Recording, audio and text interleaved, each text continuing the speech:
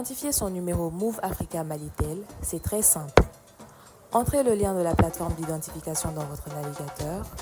Ensuite, entrez votre numéro de téléphone sans espace. Ensuite, entrez votre code de vérification reçu par SMS.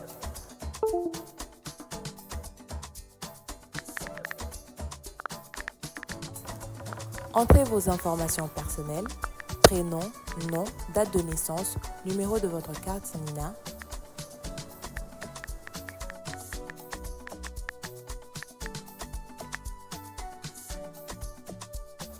Chargez votre carte Nina et enregistrez-vous.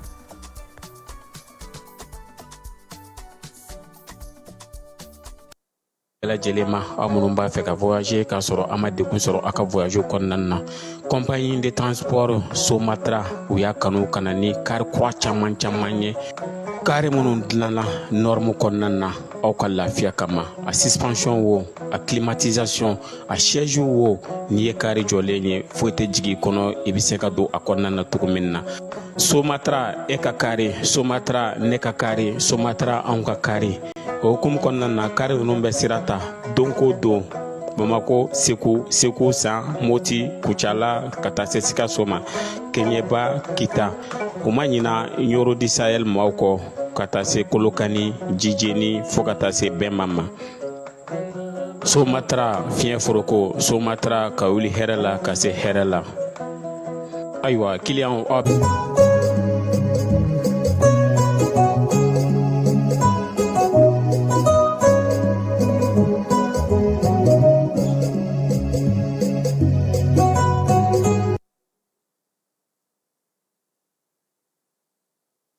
baw ni an lamɛnbaaw aw bɛɛ lajɛlen aw ni ɲankuma bi ye alamisa ye min ye mɛkalo tile 8 mɛkalo tile 8 ale jɔyɔrɔ ka bon kosɛbɛ diɲɛ kɛlɛbanbaw olu hukumu kɔnɔna na mɛkalo tile 8 min ye irisilakaw fɛ ye Sadio Kamara général de corps d'armée ale sera ye Asimi tɔgɔ la lajɛ n'o ye défilé belebele o bɛ ye sini défilé min ni irisilakaw bɛna kɛ u ka faaba kɔnɔna na falaye ko défilé in senfɛ connexion bɛɛ bɛna tigɛ sini Moscou défilé in senfɛ hali dimɔgɔ a tɛna na pan nka min ye irisilakaw ye u kɛlen don ka labɛn sugu bɛɛ lajɛlen kɛ jamanakuntigi 27 ɲɔgɔnna kɔni sera ye ka ban min ye burkinabɛw ka ibe ye ale fana sera kɛnɛ kan ye a yɛrɛ ni Venezuela jamanakuntigi ye ɲɔgɔn ye ka ban guerre n'o ye Allemagne kɛlɛ min kɛra sa o banni kuncɛli général d'armée Asimi ale ko min ye Sadio Kamara ye n'o y'an ka jamana wolomasiri tabaw ka ministre ye ale ka taa Mali jɔyɔrɔ fa o kɛnɛ kɛrɛnkɛrɛnnen kan ye min ye baara dɔw fana kɛra nin ko in hukumu kɔnɔna na bi n'o ye ɲɛbila baaraw ye sabula Alimankaw olu kɛlɛli ma nɔgɔya dɛ u jɛra ka fara ɲɔgɔn kan de ka Allemagne kɛlɛ kɛ min ye nin waati na ye sa irisilakaw olu yɛrɛ kɔni kɛlen don ka Chine wele Chine jamanakuntigi o bɛna ye a kɛnɛ kan o yɛrɛ sira ye ka ban min ye baaraw ye olu bɛna kɛ cogo min na sini sɔgɔma kabini sɔgɔmada ye kanɲɛ 6 waati irisiw ka télévision RT ale ye programme min di baara in bɛna kɛ minanbɔw ye kɛlɛkɛcɛ kɔrɔ minnu bɛ yen maa minnu bɛ yen n'olu ye kɛlɛ in kɛ fo ka na se bi ma san 80 Allemagne batili kɔfɛ mun ni mun sera ka sigi sen kan irisilakaw bɛna taa o de yira maaw la ja ani u yɛrɛ ka armée bɛ dabolo min na bi an yɛrɛ fɛ yan anw ta ye politiko kuma ye hali bi falaye an tɛna na mɛn politiko kuma in kan sabula an ka su in na baabu bɛna sigi a kan nka an bɛ min fɔ dɔrɔn bi an y'a ye k'a fɔ min ye baaro mɔgɔw ye olu kɔni ye bataki bɔ sa k'o yira k'a fɔ sa ko min ye jamana ɲɛmaaw ye u ka a lajɛ maaw n'u bolominɛw lakanali bɛ se ka kɛ cogo min bɛrɛbɛrɛlitɔnw u fana k'u jɔ u jɔyɔrɔ la jamanadenw ka kɛ sariya batoba ye batoni ye ale kɔni bataki in bɔ bataki jan don k'a yira sa k'a fɔ ko min ye bɛɛ y'a ye ne tɛ min faamuya dɛ aw ka mɔgɔ kalannen ninnu b'a ɲɛna ko maa tɔ si tɛ miiri de ya parce que n'i ye a jateminɛ olu b'a la ko état de droit démocratie multipartisme fɛn wɛrɛ ma fɔ Mali ma fɔ k'a tɛ démocratie la koyi o ma fɔ maa si ɲɛna o ko parti politique de hakɛ ka ca kuma bɛ yen de o de ka fɔ mɔgɔw ye o ka dɔn parti politique de jama ka ca maa minnu bɛ parti créer parti bɛ maa minnu bolo dɔw yɛrɛ ka nasɔngɔ t'u bolo ka parti b'u bolo ka yaala u kelen ni pe ko ka o de dabila k'a lajɛ ka dɔ bɔ o hakɛ la n'o tɛ maa ma fɔ ko démocratie donna tan maa ma fɔ a kɛra tan waleya minnu kɛra n'o ye jamanadenw tɔɔrɔ mɔgɔ bɛ k'o de kuma fɔ wa min bɛ digini n'a bɛɛ la olu ko k'ulu k'u fɛla fɔ ko mɔgɔ tɔw k'u da de ko ka tugu olu ka k'ulu lajɛ aw ko aw jama ka ca halisa aw bɛ ka wuli ka taa tɔnjɛkulu nɔfɛ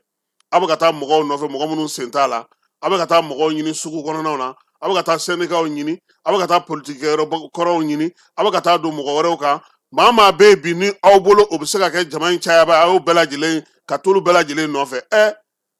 aw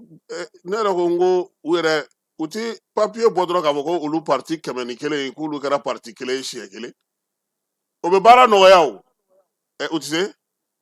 o de la Alifa taatɔ fana ye fanga di ATT ma o ale fana ma da o la de o ko démocratie kuma in kɔni k'i b'a fɔ i bɛ yɛlɛ f'i kɔnɔ b'i dimi sari dɔw bɛ k'a kɛ i n'a fɔ maliyɛn kodɔnna danna maa minnu ye tubabu kalan kɛ ma f'an k'an ka kanw de don ba la jamana in kɔnɔna na maa min bɛ ko kalama maa min bɛ ko dɔn maa min b'a bolo da yɔrɔ dɔn maa min bɛ se ka ko ɲɛnabɔ a ka ca ni ba n'a si n'o y'a sɔrɔ aw ka tubabukan in de y'aw sinsin n'an ye aw y'a jɛ dɛ nka an bɛ fɛn dɔ fana fɔ Falaye maa fununenw bɛ yen dɛ maa fununen o ye jɔnniw ye minnu bɛ ka kuran ɲini n'u tɛ k'a sɔrɔ maa fununen o ye jɔnniw ye minnu bolo olu tɛ ka taa cogo foyi sɔrɔ kow la nin waati in na wa n'i ye fɛn o fɛn jama fara ɲɔgɔn kan a bɛɛ ka kan olu ma olu yɛrɛ t'a ɲini k'a faamu mun de don fɔlɔ dɛ olu bɛ t'u kari a la de wa politiki mɔgɔw kun ka discours daminɛ u kun ko ko charte sisan u ye kuranko ni fɛnw bɛɛ don u bɛ ka gɛlɛya mɔgɔ u mana groupe o groupe ye u b'o wele k'o fara u yɛrɛ kan nka an bɛ a fɔ ɲɛmaaw ɲɛna u ye hakilina min sɔrɔ nin ye jamanaden caman ko hakilina in ka ɲi sisan min ye baara kɛcogo kura min bɛ sen na nin ye u k'u sinsin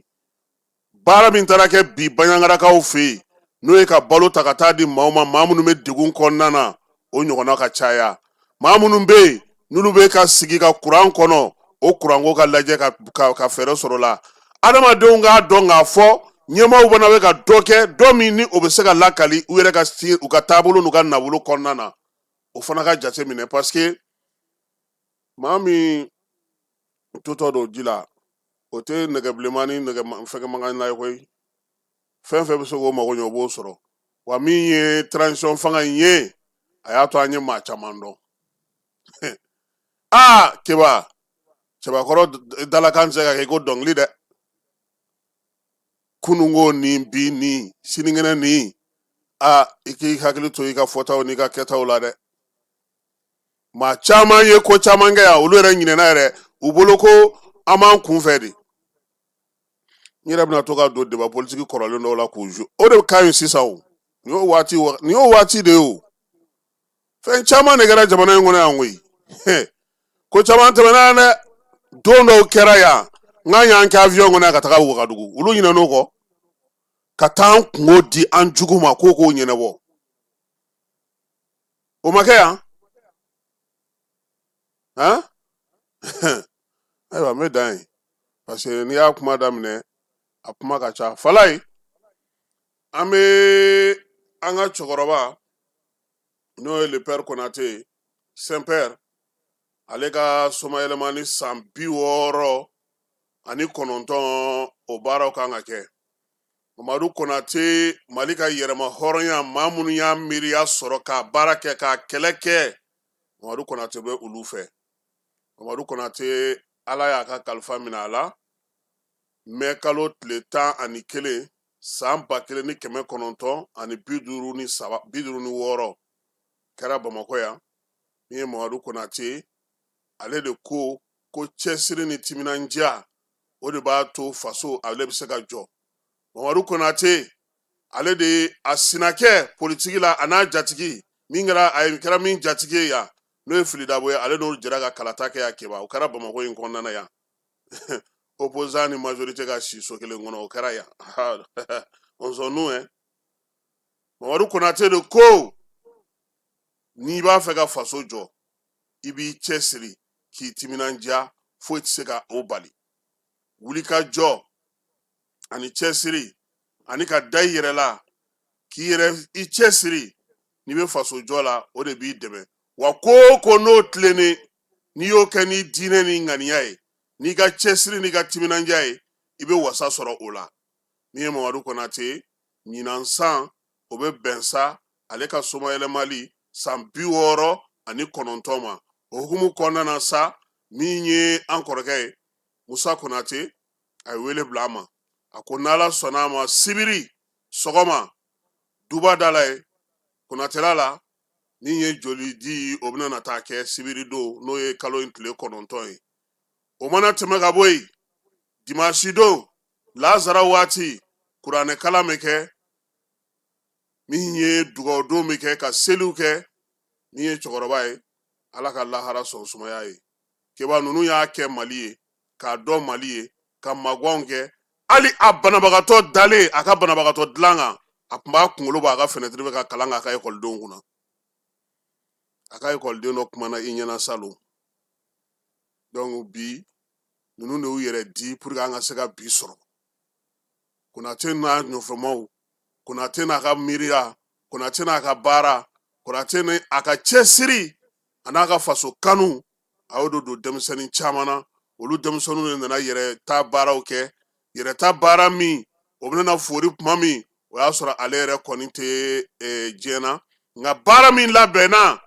a y'a di minnu ma u sera k'u jɔ u jɔyɔrɔ la yaasa jamana a ka se ka taa ɲɛ kɛba n'i ɲinɛna i jujɔn kɔ dɔrɔn i laban bɛ kɛ kɔnɔnafili ye n b'a ɲini maaw fɛ maa minnu bɛ yen bi ko politiki ka d'u ye u ka taa Konaté kalan u ka Konaté ɲini k'a dɔn mɔgɔ min don nin de ye Cɛwulenbaden nin de ye Mamadou Konaté Cɛwulen Mamadou Konaté fa de ye nin ye Alpha ye min bati présidentielle 92 la o fa de ye nin ye e ɲɛ bɛ Musa de la Musa kɔrɔ ka ca dɛ Musa kɔrɔmuso ka Musa ye lagare de ye awɔ o fɔ fan bɛɛ fɛ Musa ye lagare de ye Musa yɛrɛ ma cɛkɔrɔba dɔn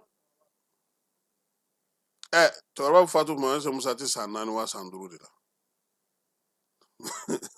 Musa ma cɛkɔrɔba dɔn jɛnɛbu ninnu kɔni bɛ dɔ dɔn a la parce que olu bɛ to k'a fɔ an ɲɛna to kun ka d'a ye an ka laadala dumuni ninnu de kun ka d'a ye kosɛbɛ ani fana ka taama ka taa maaw kungo la ani k'a ka wari ta k'a ka dayɛlɛ bɛɛ ye k'a kɛ bɛɛ jatigi ye a kun bɛ so o de la a bangena yan Bamako yan Kati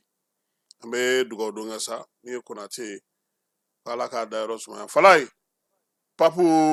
min ye chrétien diinɛ mɔgɔ ye katoliki ko min ye cardinal Robert Francis Prévost ye ale kɛra papu 267 ye papu min n'a sugandira bi sisi jɛma o wulila sanfɛ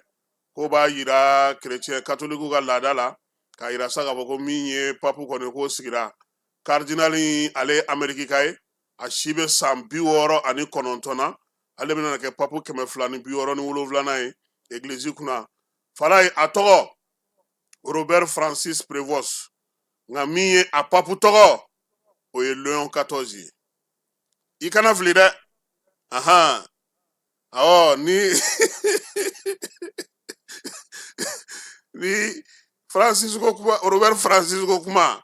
o banna ya cardinal Robert Francis Prévost o banna a ka papuya baara bɛ kɛ ni Léon 14 de ye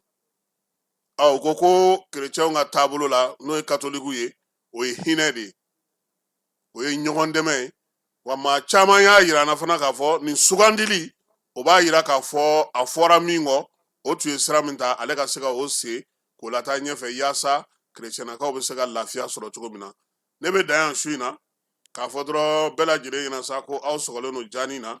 Jani ni Ala sɔnna ma kibaruya tɔw an bɛna na baabu sigi sisan min ye Solomani Kulubali ye ale de b'an bolo bi su in na Falaye an bɛ taa fan fɛ yanni an ka maa welelen ka don. Dugutigi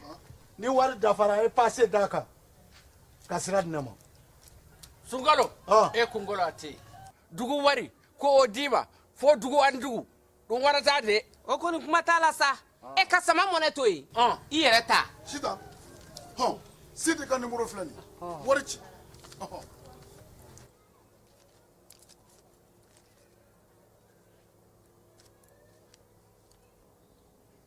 wari sera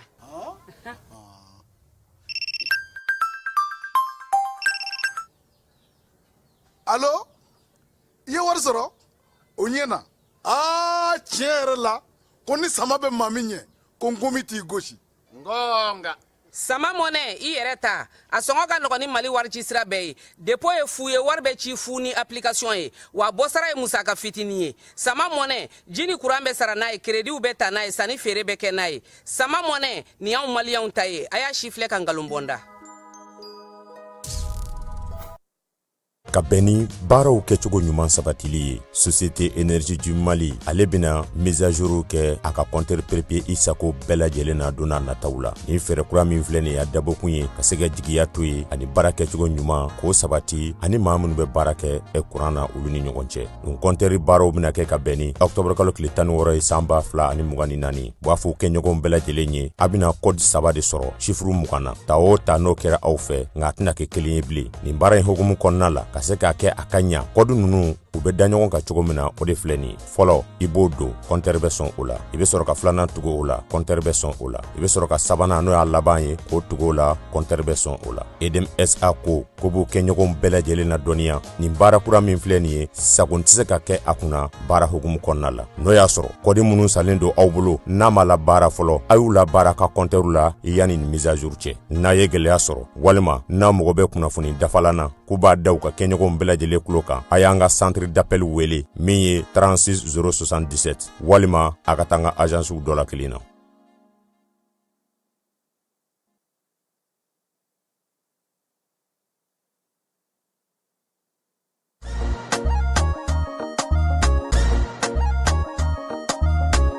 aw bisimila hôtel lafiya la n'i ko hôtel lafiya wulikajɔw bolodalen don walasa aw bɛ se ka lafiya sɔrɔ cogo min na ani hakilisigi aw ka séjour la anw fɛ Mopti yan kɛrɛnkɛrɛnnenya Mopti Sevare ka kɛ ni kurantigɛtigɛ ye min ye hôtel lafiya Sevare ale ye wulikajɔw boloda ka se ka min ye awa fɛɛrɛ kɛrɛnkɛrɛnnen dɔw ta walasa aw bɛ se ka lafiya sɔrɔ cogo min na aw ka séjour la hôtel kɔnɔna na n'o ye ka panneau solaire installer min ye kurantigɛtigɛ o degun aw kana o ye séjour la l'hôtel yɛrɛ kɔnɔna na réservation ka kɛ kabi sisan min b'a to aw bɛ se k'aw ka séjour kɛ k'a sɔrɔ tɔɔrɔ tɛ aw kan degun tɛ aw kan hôtel lafiya hôtel lafiya ale filɛ nin Sevare bangetaba yanni ka se aéroport sirafara ma station laban i kiniboloya fan fɛ i bi jigi o kare fɛ mètre 200 bɔɲango hôtel lafiya ale cokolen bɛ i kiniboloya fan fɛ i bɛ se ka weleli kɛ nɛgɛjuru siraw fɛ 21 42 14 11 76 01 01 98 66 78 72 04 hôtel lafiya référence do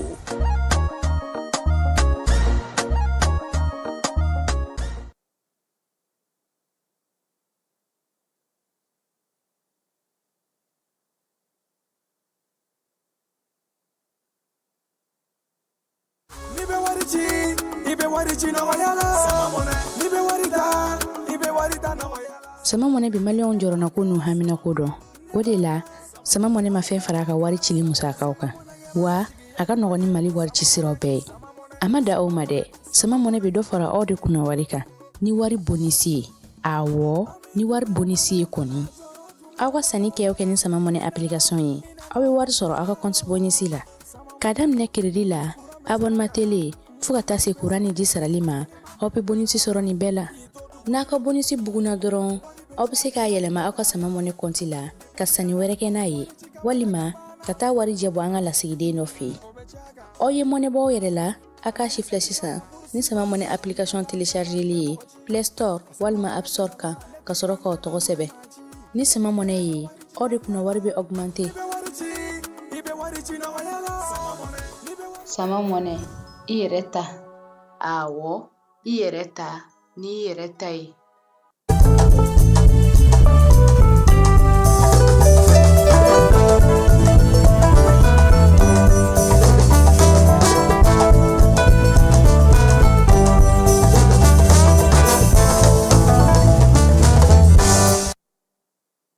filɛbaaw ni an lamɛnbaaw i n'a fɔ an y'a fɔ a ɲɛna cogo min na bi su in na an bɛ maa min bisimila ale tɛ maa dogolen ye Sulemani Kulibali ale de y'an ka bi maa bisimilata ye ka kɛ ni kibaruya min bɛ jamana kɔnɔ n'o ye parti politigiw ka ko kibaruya ye bɛrɛbɛrɛli tɔn nafa ye jumɛn ye a bɛ se ka mun ɲɛ jamana ye démocratie yɛrɛ bɛ sigi cogo min na ale kɔni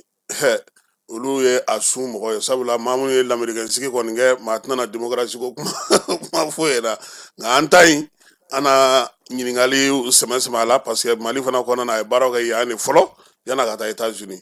Solo i ni su i nana an ka kɛnɛ kɔnɔ bi a diyara n ye an b'a fɔ n k'i bisimila a ka d'an ye yanni an ka don an ka baabu kɔnɔ an b'a dɔn k'a fɔ aw dusu kasilen don bi parce que an ka balimakɛ n'o ye Boubacar Sise o ye Muru Ture ale bɛna Faransi misiri kɔnɔna na ale su nana donc o conseil mɔgɔ an y'aw ka ɲɛmaw ye kɛnɛ ka su kunbɛli yɔrɔ la kun ani ni waati in na aw kɛlen don ka a ko labɛn cogo di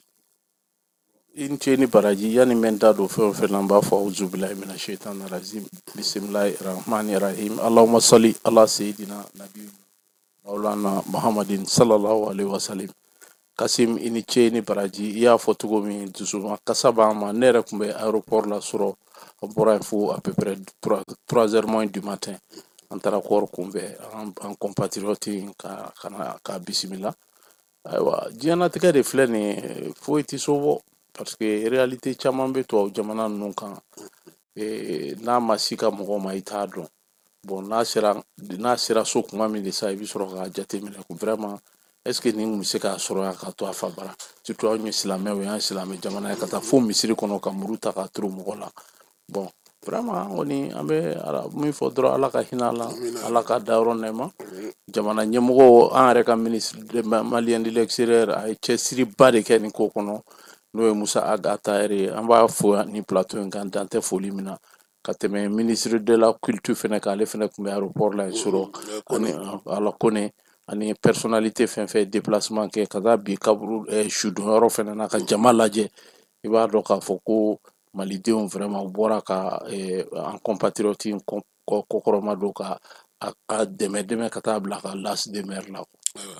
n bɛ dugawu kɛ ala k'a dayɔrɔ sumaya ala k'an fama an ɲɔgɔnna wɛrɛ ma amina an y'a mɛn fana ko diaspora ka lajɛ dɔ kan ka kɛ yan juillet kalo nata in na conseil ministre y'o fɔ o bɛna kɛ kun jumɛn na bon i b'a dɔn ko bi na a tɔgɔ ye di gouvernement ye lettre de cadrage min di a jɔsen 8 na anw bɛ jɔsen 7 na c'est pour que k'a jira k'a fɔ ko malien de la diaspora bi na gouvernement in kɛlen don ka ko ta bolo 2 la foyi a bɛna gɛlɛya bilen sa foyi ka kɛ jamana in kɔnɔna na min bɛ kɛ anw kɔfɛ an ka déléguéw nana ka na concertation min kɛra tout de suite pour que charte des partis politiques k'olu baaraw kɛ sisan olu yɛrɛ bɛ yan sa olu caman bɛ ka labɛn kɛ ka segin ka taa donc diaspora taabolo an ka mɔgɔw fɛn fɛn bɛ sigi cogo minnu bɛ kɔfɛ o kana an ka sigi an ka kumaɲɔgɔnyaw kɛ fɛn fɛn bɛ se ka na ni lafiya ye komi n y'a f'i ye cogo min ministre dɔ b'an bolo an kunna bi n'o ye ministre Musa Agata a wulilen don k'i jɔ ka cɛsiri kɛ malidenw bɛ se ka kɔkan malidenw bɛ se ka kunkɔrɔta sɔrɔ cogo cogo la o b'a sɔrɔ o sababuya la ayiwa an bɛ don an ka baabu la n'o ye politiki ko ye a kun ka d'an ye parti politique yɛrɛ ye mun ye a sigikun ye mun ye ani a kan ka mun yɛrɛ sigi sen kan yaasa jamanadenw k'u yɛrɛ ye a kɔnɔna na Kasim i ka ɲininkali nin diyara n ye fo k'a dama tɛmɛ anw ye mara kɛ Afiriki kɔnɔ yan san 4 négro égyptien na jamana maracogo jamana sigi bolo an ka terroir an ka taabolo an ka diɲɛnatigɛ dugu o dugu bɛ yen bɛɛ i ka jamana politique système forgé ka bɛn en fonction i ka jamana réalité de ma i ko parti politique système min donna anw fɛ yan nɔ a donna anw fɛ yan cogo min na a n'an ka mɔgɔ y'a minɛ dɔrɔn ka boli n'a ye ɲɛɲini ma k'a la k'a lajɛ n'an ka nafa de b'a la n'an ka nafa t'a la an ka kɔrɔlen k'olu bɛɛ fili kɔfɛ donc ka na taabolo kura in k'a ta ka dɔn an senkɔrɔ a donna an senkɔrɔ cogoya min na a kɛra 1989 sommet de Bole de la François Mitterrand ye chef d'état wele ka taa u lasigi k'a fɔ ko kana don démocratie kɔnɔ bon ni dun y'ale François Mitterrand lajɛ a y'a kɛ kun min kama panique totale de y'a to a y'a kɛ parce que a y'a sɔrɔ ale yi wagati jan kɛ faransi bi i pɛnpɛn a ka koloniw kan ni min b'a fɛ k'i furi ka bɔ a kɔrɔ a b'a fɔ américains ye k'i ye communiste ye. Donc o y'a sɔrɔ bloc fila bɛ ɲɔgɔn na capitalisme communisme. Donc o nana mur de Berlin bɔra ka ci ka bin 89 kɔnɔ tuma min, donc a nana yira sa bloc soviétique y'a ka moment épopée kɛ o résolu la. Donc les confrontations entre les deux blocs wulila ka bɔ yen. Donc n'o dun wulila ka bɔ yen sisan démocratie libérale de bɛ na jamanaden diɲɛ jamana o jamana na comme a bɛ k'olu yɛrɛ fɛ yen cogo min i b'i ka jamanadenw élu k'u sigi jamanadenw yɛrɛ ka hakilina kan. Mais ale siranna o de ɲɛ ka chef d'état ninnu wele ka na a ye u ye démocratie participative min schéma ta k'a don an ka mɔgɔw kɔrɔ n'u y'a minɛ n'u ma ala vérifier k'a lajɛ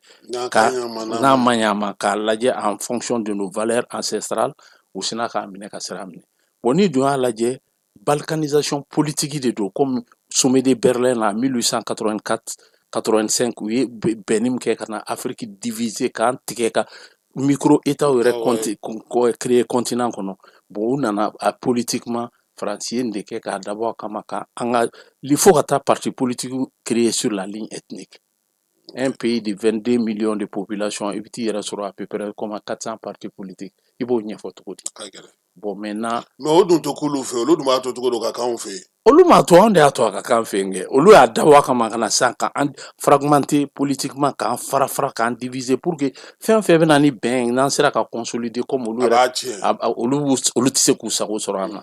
N delila k'a fɔ n ka débat dɔ kɔnɔ yan Amérique 375 millions de population ka taa 400 millions na parti saba de bɛ Amérique. Démocrate, républicain, indépendant. I bɛ k'o de kɔnɔ o kulu saba o dɔrɔn de bɛ olu ka multipartisme intégral ye. Donc i y'a ta san ma i y'a ta dugu ma i bɛ to kulu dɔ de kɔnɔ. Voilà donc Sénat ni donc ne tɛ se k'a fɔ ko ne bɛ taa kura sigi. Ayi i tɛ se k'o kɛ. I tɛ se f'i k'i yɛrɛ sɔrɔ ni jɛkulu saba kɔnɔ. N'i tɛ démocrate républicain ou bien indépendant c'est tout. Bon donc olu fana ka kuntilennaw bɛɛ de b'u bolo tɔn ninnu kɔnɔna na i bɛ t'o dɔ de kuntilenna ta ka baara kɛ n'o ye diyagoya la sa kɛ. Bien sûr i bɛ taa sɔrɔ conservateurs caman bɛ yen mɔgɔ valeur conservateur ka di mɔgɔ minnu ye olu caman b'u ɲɔgɔn sɔrɔ parti républicain kɔnɔ i bɛ taa sɔrɔ libéraux minnu ye ani wala cɛw ka ɲɔgɔn kanu musow ka ɲɔgɔn kanu o valeur. Nka Trump ta bɛ ka taa o juguya la dɛ mɔgɔ tɛ k'o faamu ale ta yen na dɛ. Bon n bɛ min f'i ɲɛna wagati dɔ yɛrɛ de kuma sera sa ala de bɛ k'a ka masaya jira diɲɛ kɔnɔ. Donc qui pouvait imaginer que k'a fɔ tubabu jamanaw yɛrɛ bɛ wuli ka nin valeur contre valeur kɛlɛ. Donc alors que hali u kun kɛlen don k'o conditionner aide minnu bɛ kɛ anw ka jamanaw ma. Bon donc n'u yɛrɛ wulila. Fɛn dɔw yɛrɛ bɛ hali bi i t'a sɔrɔ yan koyi. Bon donc pays Scandinave ninnu Europe kɔnɔna na olu ka fɛn dɔw tɛ di ten dɛ. Mais hali n'u b'a dabiri k'a fɔ de u b'a don a kɔnɔ. Mais hali a jamana ninnu kan dɔw yɛrɛ an ka ressortissants dɔw yɛrɛ bɛ taa fɔ k'olu ye gorgigɛni pour que ka sɛbɛn sɔrɔ a dugu kɔnɔ. Donc ka na ye u yɛrɛ bɛ ka wuli ka contre valeur kɛlɛ. Bon o de bɛ k'a yir'i ko ala de bɛ k'a ka masaya jira diɲɛ kɔnɔ. Donc nin démocratie modèle min tala ka bila an ka jamana kɔnɔ k'a bila an ka jamana denw senkɔrɔ a dabɔra a kama de pour que k'an kɔ don ɲɔgɔn ma e k'a lajɛ division multipartisme nalen a lajɛ malidenw farala ka se degré min ma ka sɔrɔ ale mana fɔlɔ k'a daminɛ Modibo tile la ka taa Musa tile la farafarali ma don ani ɲɔgɔn cɛ fo ka se nin degré ma. Donc n'i y'a jateminɛ n y'o de f'i ɲɛna c'était a dabɔra kama k'a ta k'a bila an senkɔrɔ wagati o wagati fɛn ko bɛɛ b'a ka épopée kɛ ka se a dan na a nana se k'a jira k'a fɔ nin démocratie le mot démocratie la n'an ko k'an b'an da don a la k'an b'a walawala ka bɔ ɲɔgɔn na hali tubabu yɛrɛ bɛ ka modèle min ta démocratie t'olu fɛ a tɛ yen parce que démocratie nana Grèce cogo min comment dirais tirage au sort de kun don bon tirage au sort sugu min fɛnɛ don fantanw musow denmisɛnninw olu da kun tɛ kuma la donc tɔgɔw bɛ sɛbɛn u b'a kɛ mɔgɔ minnu ni se b'u ye ani comment dirais aristocrates don u da kan ka don jamana ko kuma la olu bolo mɔgɔ tɔw se tɛ. Aw dun de bɛ ka k'an fɛ yan sisan. Bon mais parce que ni i y'a jateminɛ mankan min bɛ sen na ni e mɔgɔ min tɛ tubabukan ba mɛ u t'i jate dɛ. Bon o de kɛra o de bɛ sisan yan parce que olu bolo tubabukan fɔlaw ka ko dɔ de don e min tɛ ko kalama e man ka i da don a la k'a fɔ k'i b'i yɛrɛ fɛ i b'a komi n'a sɔrɔ dɔnni dan ye tubabukan o de bɛ ka ne yɛrɛ tɔɔrɔ a ko la bi walayi. Kasi n bɛ min f'i ɲɛna ni mɔgɔ minnu taara kalan kɛ a dabɔlen don a kama o de kama a bɛ fɔ colonisation conceptuelle k'an minɛ an hakili ma c'est pourquoi i b'a ye o mɔgɔ caman de bɛ bɔ k'a bɛ nin position ninnu défend ka nin position ninnu articuler k'a ta k'a don jamanadenw kunkolo kɔnɔna na question dɔ bɛ yen nɔ qui mérite d'être posée o ye jumɛn ye k'a lajɛ la prolongation de la transition est-ce que c'est une atteinte à notre souveraineté. Olu ɲininkaliw kan ka kɛ o bon ni dun y'a lajɛ k'a bɔ ɲɔgɔn na ka fɛn mouvement minnu bɔlen don sisan n'u bɛ ka kuma minnu kɛ sisan u bɛ k'a k'i n'a fɔ o ye sariya sɔsɔ ye bɛɛ y'a sɔsɔli don wa an bɛ ka min ye démocratie yɛrɛ sinsinnen don min kan maa tɛ se ka sigi ni kalama ta ye. Bon o bɛɛ ye narrative ye min labɛnna pouvoir colonial fɛ ka na narrative bila an senkɔrɔ. Kumasen dilannenw don n'i y'a jate minɛ ni débat yɛrɛ déplacera yanni an ka kuma sariya kan fɔlɔ olu de kan ka bɔ k'u ka bilan défend. Mun kɛra u ye baara mun kɛ a ye mun ɲ'an ye démocratie ma. O la ne ye ɲininka n ko parti yɛrɛ jɔyɔrɔ ye jumɛn ye nafa jumɛn b'a la ani parti politique kan ka mun ɲɛ maa ye. Voilà donc u ka bɔ k'o défend k'a yira jamanadenw na anw ye ni san 30 ni kɔ kɛ mara la voilà notre bilan a ye bɔ position bɛɛ ka taa taasira bɛɛ ka na a taasira n'i y'a ta k'a da anw ka taasira kɔrɔ an ta in ka fisa n'a kɛlɛ tɛ o sinon n'i y'a lajɛ procédure daminɛnen filɛ cogo min na ka charte des partis politiques k'a falen ka yɛlɛma don a kɔnɔ. Ne ko munna parti politique sirannen don yɛlɛma ka don charte kɔnɔna na. Kasim ɲininkali ɲuman n'o tɛ parce que ne m'a faamu ne bolo a ma fɔ kaba k'an tɛ bɔ démocratie la mais ko dɔ ka bɔ parti hakɛ la o mankan ko munna mankan bɛ k'o la. Et puis u t'u gulon constitution kɔnɔ ko constitution ko multipartisme ko maga tɛ k'o la ni parti kɛra 5 ye o ye multiple ye o kelen tɛ o est-ce que o tɛ multiple n'an sera 3 ma ka ban a bɔra bi la a kɛra multiple ye donc mais nasiranya bɛ min bɛɛ bɛnn'a kan hali n'i y'olu yɛrɛ ɲininka ko ka comme toilettage kɛ 300 parti ninnu bɛɛ ka bɔ yen. Hali ni yɛrɛ ko in yɛrɛ la yɛrɛ u b'a fɔ ko parti 101 de bɛ wulikajɔ in na n'i y'a sɛgɛsɛgɛ jabala b'a parti bɛna a man ca dɛ. Bon donc maintenant ni ko bɛ yɔrɔ min bolo Kasim an bɛ segin ka taa histoire la quoi histoire ye mun de yira an na leçon d'histoire ye jumɛn ye pourquoi transition jamana kɔnɔ sans élection o tɛ chemin dɔrɔn o tɛ chemin ye k'a fɔ ko o bɛ se ka kɛ gɛlɛya ye jamana taabolo kan. An bɛ misaliya ta jumɛn na an b'a daminɛ États-Unis la an bɛɛ bɛ kulela ni américain ka démocratie ni u taabolo. Olu fana taara gosili k'u ka yɔrɔba dɔ kɔnɔna na waati dɔ la yɛrɛ. Bon américain filɛ nin ye George Washington ye fanga ta ka san 13 de kɛ fanga la militaire de kun don sɔrɔdasi de don. Mɔgɔw tɛ sɔn kuma ninnu fɔli ma k'a sɔrɔ hali De Gaulle fana tun tɛ finitigi sɔrɔdasi tun don dɛ. Bon hali De Gaulle fana ta pratiquement a fana ye san 13 de kɛ de 45 à 58. A ma maa lamɛn o. A ma maa lamɛn parce que a don kama kɛlɛ b'a ka jamana kɔnɔ fɛn min tun bɛ sen na a tun bɛ ka fɛn ɲini o ye paix et stabilité a wagati hali olu nalen fanga la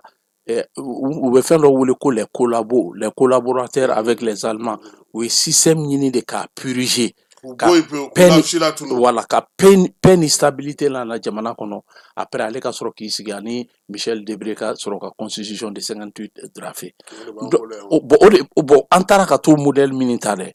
anw bɛ nous sommes un pays en guerre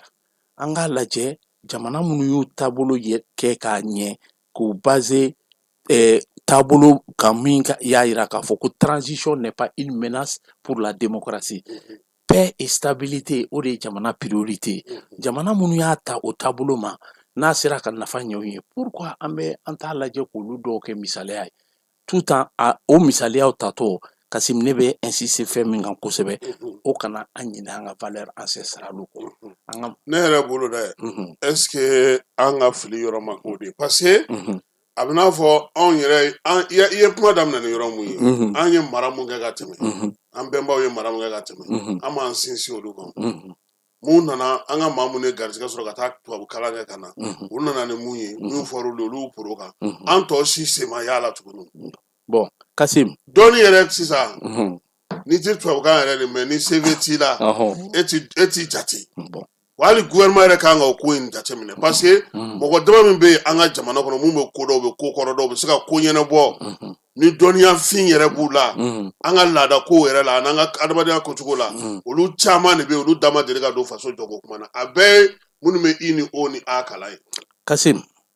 n ko charte de Kurukanfuga la n ko diɲɛ maaba bɛɛ na diɲɛ jamanaba bɛɛ na n'u ka référence de ta anw de fɛ droit de l'homme droit des femmes jamana Kurukanfuga charte dɔw bɛ article dɔw bɛ a b'a yira k'a fɔ n'i taara dugu o dugu la n'i taara sɔrɔ a dugu dɛsɛlen don a ka musow balo ni denmisɛnninw balo kɔrɔ i kana furu k'a dugu a dugulamɔgɔ parce que a bɛ ka baara o bɛ baara de culture encourager donc anw ye mara kɛ cogo min na k'an sigi mɔgɔ jɔn bɛ démocratie ko kuma fɔ an ye k'a daminɛ togodaw la mara bɛ kɛ an bɛɛ de bɛ sigi k'i hakilina fɔ donc ni bɛn kɛra min kan sisan baara bɛ sɔrɔ ka kɛ n'o ye donc mɔgɔ tɛ démocratie kuma ta ka fɔ anw ɲɛna ce que je tiens à insister américains ye démocratie élection kɛ u fɛ yen nɔ fo en 1789 o wagati de ka bɔ 1776 la fo 1789 américains sɔrɔla ka élection kalata kɛ kalata kun tɛ et puis c'est général dɔ de i sigira jamana kunna après la guerre mɔgɔ ma tɔɔrɔ armée tugura kɔ parce que bɛɛ y'a ye hakilina min kun bɛ min nɔfɛ ka jamana ka stabilité ka jamana ka paix jamanadenw ka laɲini k'o fɔlɔ sigi n'o sigira kuma min an bɛ sɔrɔ ka kuma kalata kan Kasim donc n'i y'o lajɛ an bɛ se ka olu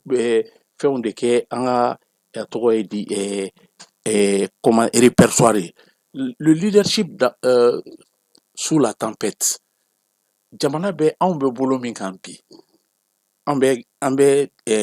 comment dire recolonisation kɛlɛ kɔnɔ parce que o yɛrɛ de ye danger bɛɛ la danger ye olu dun tɛ ɲinɛ dɛ u tɛ ɲinɛ u tɛ sɛgɛn hali ni jamanakuntigi falen kɛra u bɔ a kan u t'u bɔ n'u ye façade dɔ la ye n'o ma ɲɛnabɔ u bɛ façade wɛrɛ ta bon o jamana o recolonisation min bɛ sen na an bɛɛ y'a dɔn k'a fɔ kɛlɛ min ni labɛn min kɛra ka na bi an kan k'a dɔn k'a fɔ ko djihadisme ko kɛlɛ tun tɛ an fɛ yan ko terrorisme kɛlɛ tun tɛ an fɛ yan nɔ ninnu taar'u sigi de olu bɛ schéma labɛn san 50 san 100 avance la anw bɛna don a ko kɔnɔ kuma o y'a sɔrɔ olu y'u ka leçon bɛɛ tiré k'u ka préparatifs bɛɛ kɛ ka fɛn kɛ mais min kɛra an kunnajayɔrɔ ye nin wagati nin kɔnɔna na on a eu des leaders éclairés minnu kɔnna k'a ye k'a dɔn k'a fɔ diɲɛ marala taabolo min kan surtout anw minnu bɛ tubabu faransɛ kan fɔ mara kɔnɔna na san 75 min tɛmɛna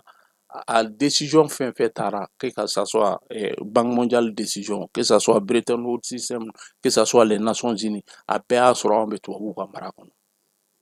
a décision taara an kɔfɛ a ma taa ɲɛna an t'a ɲɛdɔn et puis a taara an contre la o la Trump k'a ka ko k'a tɛ ka farafinna fɔ yɛrɛ Trump ka mago foyi de tɛ farafinna fɛ k'a sababuya kɛ a bɛ mɔgɔw kɔnɔ ko Trump yɛrɛ nali fanga la a diyara ne yɔrɔ min na o y'o yɔrɔ ye quoi an k'an cɛsiri an ka wuli k'an jɔ an yɛrɛ ye mouvement min géopolitique changement min bɛ sen na sisan avec la coalition du global sud olu fanga faralen ɲɔgɔn kan k'a daminɛ Inde ka taa Chine ka na Russie la n'i y'olu lajɛ BRICS mɔgɔw Brésil n'i y'olu lajɛ ka na fara anw Afrique continent kan n'an jɛra k'an fanga fara ɲɔgɔn kan fɔlɔ n'i y'a ye Europe sera k'i imposer diɲɛ kan à l'époque Europe de démographie u jama de tun ka ca ni bɛɛ u ye bon déjà anw bɛ 1 milliard plus la Inde bɛ presque 2 milliards Chine bɛ pratiquement n'i ye anw nombre ta k'a fara ɲɔgɔn kan o yɛrɛ dɔrɔn force ye an bolo donc o fanga min filɛ nin fitininw kana na belebelebaw mara dɛ bon fɔlɔ Europe ka mara Europe de kun fitini ani OTAN olu de ye diɲɛ mara donc fitini kun ye belebeleba mara fɔlɔ sisan mara bɛ ka yɛlɛma belebeleba bɛ bɛɛ k'i assumer i sigiyɔrɔ la k'i ta i ka jamana kɔnɔ mɔgɔ si i tɛna to bilen mɔgɔ ce monde là est très brutal Kasim. Ayiwa Solo ye fɛn dɔ fɔ kuma kɔnɔna na parce que o laɲini fana kɛra mɔgɔw yɛrɛ ye concertation aw ka concertation mɔgɔw jalaki min na o ye k'a fɔ kuma o kuma ko ni lajɛ kɛra ko tɛ taa sigi kun min kama a bɛ taa da don la i n'a fɔ sa ka san 5 di jamanakuntigi ma ɲinan san in kɔnɔna na yaasa ni AES jamanaw ka se ka ɲɔgɔn kɛ ko o kɔni dɔw ka parti politique dɔw kɔni ka retraite signée o ye olu tɛ se ka jɛn n'o ye cogo si la f'an ka taa kalata in de la.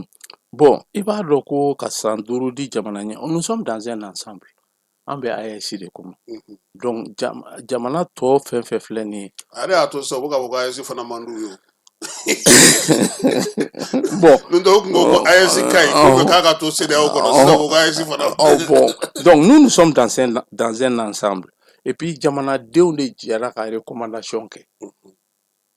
ni jamanadenw ka laɲini de nana ko k'o bila ba la moi je vois pas o kɛlɛyɔrɔ ye jumɛn ye n'aw ma sɔn a ma recours bɛ yen nɔ ni yɛlɛma minnu filɛ nin ni taabolo minnu filɛ a bɛ se ka appel kɛ cour constitutionnelle la n'a ma ɲɛ a b'a sama ka taa fɔ cour suprême na mais k'a fɔ ko jamanadenw ka laɲini ye k'a fɔ ko san 5 di jamana ɲɛmɔgɔ ma ani ka san 5 wɛrɛ fara kan i b'a lajɛ a ko k'a ni démocratie de tɛ taa k'an bɛ se ka to tancogo la ko kalata tɛ kɛ k'an ka taa kalata de la o de ye sariya ye Mali sigilen do de kan o de bɛ Mali sɛbɛn kɔnɔna o de bɛ constitution kɔnɔna na a fɔra de i bɛ fanga ta ni kalata de ye vote de bɛ taa k'i ye nka ka taa mɔgɔw fara ɲɔgɔn kan k'olu ka fɔ ko mɔgɔ ye président ye san 5 ko ayi u tɛ jɛn n'o ye dɛ u bɛ wuli ka jɔ kɛ fo sariya sunba ka labato fo démocratie ka labato. I b'a dɔn le mot démocratie la ne yɛrɛ de t'a fɛ k'a mɛn tulo la masa Solo Kasim n t'a fɛ k'a mɛn tulo la munna an ka fɛn tɛ o bɛɛ y'i sigi Chine bɛ k'a ka jamana mara en fonction de sa réalité olu ka démocratie t'u ka modèle ya bon donc i bɛ taa Japon japonais bɛɛ Solo ye n ka jasa fɔri yɛrɛ bɛ ka démocratie yɛlɛma cogo cogo ka d'a ye don o don bon voilà donc et puis maintenant bɛɛ an balo yɛrɛ ma CEDEAO mɔgɔw gɛn k'u t'ale ka u t'a ka sariya sanfɛ yan donc c'est-à-dire a ko k'u bɛ ɲɔgɔn dɔn maa si m'a jaabi le mot démocratie k'a ko k'u bɛ ɲɔgɔn dɔn maa si m'a jaabi le mot démocratie la fo an k'a lajɛ a ma faamuya an fɛ quoi an girinna ka don ko kɔnɔ tubabuw k'u ka démocratie ta u ka taa appliquer u yɛrɛ kan Europe lajɛ Europe kelen bɛ yen royauté 12 de bɛ Europe olu ka masakɛw bɛ sigi pour hali kuma da tɛ don a tɛ k'i la k'i ka politique ko s'olu ma dɛ bon i m'a ye Belgique yɛrɛ filɛ nin ye Espagne lajɛ u ka coupe bɛ yen Belgique filɛ nin ye n'i tilala ura bɛ yen n'i tilala avocat kalan na pour que i ka bar association licence ka d'i ma i ka kɛ avocat ye i bɛ taa de i bɛ jurer k'a fɔ k'i tɛ fɛn fɔ wura ma i tɛ wura nɛni i tɛ wura critiquer i tɛ s'a ma i tɛ fɛn fɔ a ma i t'a critiquer i ka foyi tɛ se wura ma i bɛ jɛn n'o ye i bɛ jɛn n'o ye fɔlɔ pour que licence ka d'i ma i ka don dɔ i kana taa porokoto ka taa fɔ ko kuma kolon dɔ fɔ wura ma o ye démocratie ye donc mais olu taabolo don u kɛlen don k'u ka jamana mara a taabolo kan donc royauté 12 de bɛ Europe yɛrɛ kɔnɔna na olu bɛɛ bonyanen don u tɛ démocratie la o ye kelen ye filanan y'a ka masakɛ fa ka guillotine effectivement mais i bɛna lajɛ hali soi-disant ces pays occidentaux la n'u b'u yɛrɛ wele ko démocratie jamana u ka partenaire stratégique ba fɛn fɛn bɛ diɲɛ kɔnɔ surtout la monarchie arabe démocratie bɛ yan bon mais olu bɛ ka jamana mara n'olu bɛ baara kɛ o bon n'olu bɛ baara kɛ est-ce que sɔrɔ b'olu la o bon voilà bon hali sɔrɔ ko ya sɔrɔ hali bi yɛrɛ an ye min yɛrɛ ye n'o yɛrɛ ye mɔgɔw kɔ ye kamana na minnu b'u disi gosi yan k'u tɛ nin na u tɛ jɛn ni nin ye nin tɛ bɛn démocratie man ka nin kɛ maakɔrɔma terroriste bisimila bi wa n ko a ka bon terroriste a ka bon adamaden hakili ma o min ko ko olu yɛrɛ Faransi yɛrɛ ni u yɛrɛ ka kuma Faransi n'a ka valeur république ni démocratie ni liberté o jamana kuntigi o ka se ka terroriste kɔrɔ kɛlen fɛ kɔrɔ tɛ dɛ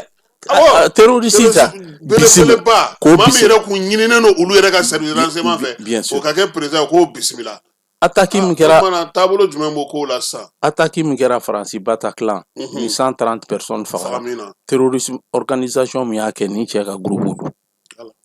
bon bi tiɲɛ tɛ k'o la han mais min fi bon f'an k'o de dɔn ko kɔnɔ n'i y'i jɔyɔrɔ dɔn i bɛ se ka kɛlɛkɛcogo dɔn priorité tɛ an bolo mun na n ko n tɛ fɛ ka démocratie mɛn tulo la démocratie anw tɛ processus électoral la o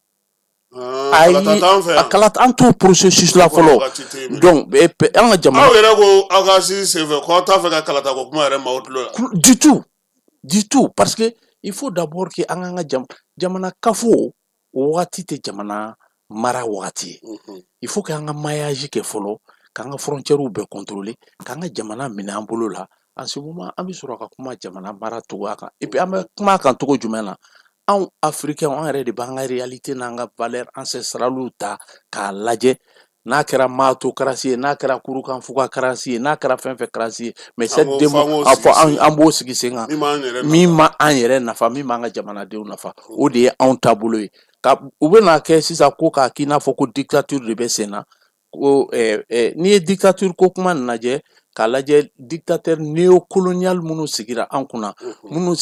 avec brutalité minnu sigira an kunna san 40 kɔ u bɛ fanga la sanction ma deli ka ta o kama mesure ma deli ka ta u ma deli ka menacer o dictature modèle ani a tɔgɔ ye révolution populaire progressiste o taabolo tɛ kelen u bɛ ka essayer ka na k'u bɛna kɛ ko o dictature modèle ninnu k'o de b'anw fɛ yan o t'anw fɛ yan n'i y'a jateminɛ révolution de kɛra anw fɛ yan révolution de kɛra anw fɛ yan ni fanga bi kɔsɛmɛ jamanadenw de la jamanadenw de ka fanga don sɔrɔdasiw ka fanga tɛ donc baara fɛn fɛn bɛ kɛ a bɛ kɛla principe saba kɔnɔ o principe saba la tant que ni u bɛ se ka kɛ ka jamanadenw ka laɲini se o ma o fɔlɔ ye jumɛn ye solidarité vérité justice jamana bɛ ka mara o de kan vérité ye jumɛn ye o kɛra jamana mara bolo fɔlɔ ye tiɲɛ ye jumɛn ye ninnu minnu y'an mara ka tɛmɛ u b'a dɔn k'a fɔ ko tubabuw nana bi an kan terrorisme t'an fɛ yan u b'an bolo nafolomafɛnw de nɔfɛ minnu b'an marala u b'a kalama tiɲɛ tɛ fɔla jamanadenw ye mɔgɔ minnu ye terrorisme ta ka bɔ Libi ka fara terroriste kan ka Kadafi kɛlɛ ka tila ka kɛlɛkɛminɛnw cɛ ka d'u ma k'u cɛ ka na aw fɛ yen o mɔgɔ kelenw bɛna fɔ aw ɲɛna k'olu nalen bɛ terrorisme de kɛlɛ aw fɛ yen na i bɛ misaliya ta u ye san hakɛ min kɛ yan depuis a bɛ Gawo kuma min a métastasera ka na se centre la fo k'i kun da Bamakɔ kan mais o bɛɛ la an ka ɲɛmɔgɔw ma sɔn ka bɔ ka tiɲɛ fɔ donc fo Asimi ninnu ni Ibrahim ni Tiani ninnu de nalen u bɔra k'a jira jamanadenw na fɔlɔ an bɛɛ kun kuma o kuma ko jihadistes tubabu yɛrɛ nana sɛgɛn o narrative kɔrɔ u y'o bila o terrorisme mais n'i don a la hali terrorisme t'an fɛ yan nɔ u bɛ ka na ni mercenaires u bɛ ka mercenaires de recruter diɲɛ fan bɛɛ u bɛ ka AES encercler de ka kanw sigi an dafɛ dugu la k'a daminɛ Algérie ka na Mauritanie ka na Côte d'Ivoire ka taa Benin ka taa Nigeria donc u bɛ ka encercler de ka na ni comme u y'a ye militairement u ka kan militaire minnu tun bɛ an fɛ yan nɔ diɲɛ bɛɛ bɛnna kan k'a fɔ Afrique kɔnɔ surtout Afrique subsaharienne la présence militaire occidentale chez nous a nege tɛ jamanadenw na donc sisan u bɛ fɛ ka bɔ ka se hali an dafɛ jamana minnu yɛrɛ b'u nɔfɛ a man d'u ka jamanadenw ye nka tɛ se ka kuma de tɛ se ka da kɛnɛ kan tagalen ɲɛfɛ a bɛ da kɛnɛ kan fɛn fɛn i tɛ se k'a dogo mɔgɔ tɛ se k'i bolo kɛ ka o fɛn sugu datugu parce que mouvement min don ani réalité min don ninnu bɛ n'anw fɛ yan nɔ u bɛ mun de ɲani mais Solo n'i ye a jateminɛ n ye o fana mɛn tile 2 in na wulikajɔkɛlaw y'a jira sa k'a fɔ ko kuma k'an bɛ to tan cogo la wa kalata tɛ kɛ foyi tɛ kɛ an tɛ bɔ nin situation in fana na maaw fana jɔrɔlen don n'i ye dɔw ka da dumuni kow ye kurankow baarakɛ kow olu fana mɔgɔw nisɔngoyabaatɔ kɔni olu caman bɛ ka t'u yɛrɛ sɔrɔ ko in na dɛ bon k'a fɔ k'an bɛ to nin ko in na c'est pas o tɛ question ye o mɔgɔ si tɛ n'a fɔ ko pour l'éternité k'an bɛ don an ye exemple di n y'a f'i ɲɛna leçon d'histoire minnu kɛra ka tɛmɛ mara kɛra u ye mara kɛ fɔlɔ ka jamana de kafo jamana kafole ka paix ani sécurité. Mais on veut kafo kɛ ka mankan to senna don o don wa san duuru o san duuru fo dɔ ka wuli ko fo ka fanga di olu ma. Bon o de kama an k'an ka leçon ta o kɔnɔ an k'an ka leçon ta o kɔnɔ cogo di c'est pour que k'a yirila k'a fɔ jamana bɛ se ka jɔ k'an to don ni fɛn kɛra dɔrɔn mɔgɔw bɛ wuli k'u jɔ ko wagati dɔ sera ten a y'a lajɛ an ka anw fana da don tulu la. Kasi n bɛ min f'i ɲɛna démocratie tɛ précipité a bɛ préparé de. Donc ni a kɔni ni mankan tɛ taa dɛ. Bon c'est-à-dire fanga min don k'i to kɛlɛ la k'i b'ale kɛ parce que ale kɔrɔ de maa minnu bɛ n'olu da bɛ baarakɛyɔrɔ ni jɔyɔrɔ la i k'olu labalo jamana sɔrɔ ka bɛn olu ka hɛrɛw ma olu aw bɛ fɛn fɛn kɛ a k'a kɛ olu kɔni ka sɔrɔ ka olu ka saraw ka kɛ u ka fɛnw ka kɛ u bɛ laɲini mun kɛ u yɛrɛ kɛlen ka fɛn minnu sɛbɛn u ka papiyew kan ko k'o d'u ma olu ka ɲini ka d'olu ma n'i y'o kɛ i tɛ se ka gɛrɛ kɛ o. Et puis i b'a jateminɛ hali ni o taabolo la o kɛli la ka mara d'u ma fɛnɛ olu mana mara e yɛrɛ ka jateminɛ na mara mana di o mɔgɔ ninnu ma an bɛ ka se k'an jɔ an jɔyɔrɔ la cogo min on a un problème wariko dɛsɛ bɛ yen puis insécurité kɛlɛ an bɛ guerre de kɔnɔ est-ce que ces gens là ni fanga dir'u ma olu bɛ se k'u jɔ ni jɔyɔrɔ in na.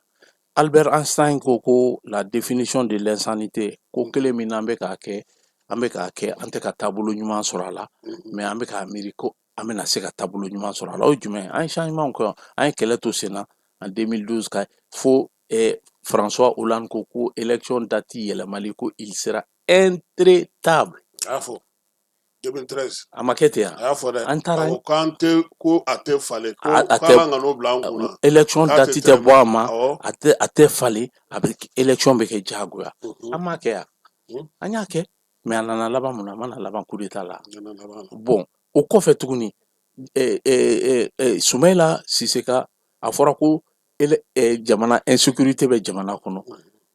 cour constitutionnelle président ma bɔ ko insécurité tɛ ko élection bɛ se ka kɛ ko insécurité résiduelle de bɛ yen dɔrɔn yɔrɔ damadɔ la Soumaïla a ma taa campagne na ɲɛfun kɛ o m'a minɛ a ma taa laban a ka saya ma donc an bɛ k'a yira k'a fɔ aw la an ye ko kɛ cogoya kelen min na a ma ɲɛ an bolo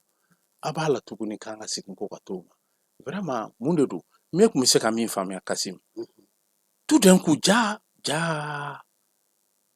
malidenw bɛ se ka fara ɲɔgɔn kan ɲɔgɔn kɛlɛ la ja o bɛ se ka kɛ o ye dabali ban n ko an ka bateau attaquera an ma se ka fara ɲɔgɔn kan ka bɔ ka revendiquer an bɛɛ bɛnn'a kan Tezawaten kɛlɛ min kɛra a yirala k'a fɔ hali terrorisme international Ukraine bɛɛ bɔra k'u ka implication fɔ a kɔnɔ k'an ka sɔrɔdasiw faga u ma se ka wuli ka n'olu kun sera ka wuli ka fara ɲɔgɔn kan ka o situation sugu décrier ka tila k'an ka drone attaqueli ka o décrier menace exogène min ɲɛsinnen ma an ni jugu dɔ de bɛ ɲɔgɔn na k'o kunbɛ ka wuli k'o kɛlɛ kɛ ni wulila nin wagati in kɔnɔna na mɔgɔw bɛ se k'a fɔ sisan ko jamana ko kɛlɛ don yɛrɛ ko kɛlɛ tɛ n'o bɛɛ kun kɛra o bɛ se ka mɔgɔw kumaja o bɛ se ka mɔgɔw bila ka sympathie sɔrɔ ani empathie sɔrɔ aw ka cause la mais n y'a fɔ n ka kuma dɔ kɔnɔna na kɛlɛ o kɛlɛ n'i bɛ fɛ ka don a kɔnɔ i jija i k'a lajɛ n'i bɛ se k'a gagner surtout kɛlɛ politique ko caman bɛ équation kɔnɔ min tugu olu ka faveur la CEDEAO ka menace t'anw kan bilen communauté internationale ka menace t'anw kan bilen jama ni mana k'aw bolo cogo min a tɛ contrebalance kɛ minnu fana bɛ ka gouvernement supporter olu fana ka jama bɛ yen fɔlɔ bɔli kɛra ka déstabilisation kɛ wagati fila fɛn fɛn la n'o ye Musa Tarawele ka wagati ye contre pouvoir tun tɛ en face pour que minnu anw fana ma sɔn IBK ka wagati la même chose a bɛɛ kɛlɛ fankelen ye mais sisan kɛlɛ bɛ ka taa yɔrɔ min kɔnɔ kɛlɛ fanfilama don aw b'aw ka position kan mɔgɔ dɔ ninnu fana b'u ka position kan mais aw bɛ ka mɔgɔ min kɛlɛ o ye jamana ye jamana dun sɔrɔdasiw ni polisiw de bɛ yen minnu bɛ se ka kɛ buffer zone ye aw groupe fila ni ɲɔgɔn cɛ n'aw bɛ k'olu fana kɛlɛ olu dɛmɛbagaw est ce que olu bɛna sɔn ka fara aw kan k'olu dɛmɛbagaw kɛlɛ wa bon a bɛ ka kɛlɛ sama ka taa yɔrɔ min a bɛna kɛ vis-à-vis de Kinshasa George Foreman contre Mohamed Ali donc k'an jɔ k'an ɲɛsin ɲɔgɔn ma est ce que an mago b'o la nin wagati in kɔnɔ Donc mais muna o ɲɛfɔli o kibaruya di o wulikajɔ gouvernement yɛrɛ t'o kɛ mun na pour que e filɛ ka mun fɔ nin ye tan mɔgɔw ka se ka nin faamuya parce que kuma dɔ la fana i bɛ ɲininkali kɛ hali don min na ministre bɔra ka kuma concertation daminɛ don o don ni mɔgɔ caman y'a faamuya kun jumɛn na concertation yɛrɛ sigira sen kan mais yan'o cɛ ministre tun bɛ se ka kɔn ka bɔ yanni hali phase régionale ni fɛn ninnu ka daminɛ k'a fɔ ninnu bɛ ka kuma min fɔ o t'anw ka baara kɛcogo da an ye baara d'u ma u ye nin de kɛ o de la anw fana bɛ ka nin kɛ o kuma ye tiɲɛ Kasim n bɛ segin o kan n tɛ sɛgɛn a fɔli la communication ko problème bɛ an ka mɔgɔw la u ka communiquer u ka kuma ka bɔ ka ɲɛfɔli kɛ jamanadenw ye hali wari minnu farala bɛ ka tigɛ mɔgɔw kun téléphone ko ninnu ni fɛnw na u ka bɔ une fois par ou bien 2 fois par mois ni wari hakɛ de sɔrɔla ni wagati in kɔnɔ a wari bɛ ka don ni da de fɛ a bɛ jamanadenw jigi fa a bɛ confiance créer jamanadenw ni jamana ɲɛmɔgɔw cɛ kelen filanan Kasim n bɛ ka fɛn dɔ kɔlɔsi an ka marabagaw ka o kɔlɔsi o ko la kosɛbɛ o ye jumɛn baara bɛ ka kɛ siraw bɛ ka dilan ballon-tan-yɔrɔw bɛ ka dilan armée bɛ ka wuli ka i cɛsiriw kɛ o ye jamana baara ye mais jamanadenw bɛ se k'u bolo da mun de kan tout de suite quelque chose qui est tangible min bɛ ka ka don u ka vie la immédiatement donc u ka wuli k'o lajɛ surtout baloko ta fanfɛla la u k'o lajɛ i bɛ filɛ i bɛ ne pas tɛ ka taa de midi à 14 heures pratique dɔw bɛ ka kɛ immédiatement résultat tout de suite mais est ce que anw ka jamana in yɛrɛ ko ka nɔgɔn a ma nɔgɔn parce que mun na mɔgɔ dɔw de sigilen don jamana in kɔnɔ yan k'o tɛ ka kuma b'olu bolo koyi Alpha taara u b'u ka sɔrɔ ko kunna ye olu de bɛ k'u ka jago kɛ olu de bɛ engrais ni fɛnw fɛn olu de bɛ ko kunna exonération ni ko ninnu kunna ye IBK nana o kelen de kɛra ATT tile o mɔgɔ kelen de tun bɛ yen ninnu fana o mɔgɔ kelen de tun bɛ yen n'i bɛ fɛ k'o falen i bɛ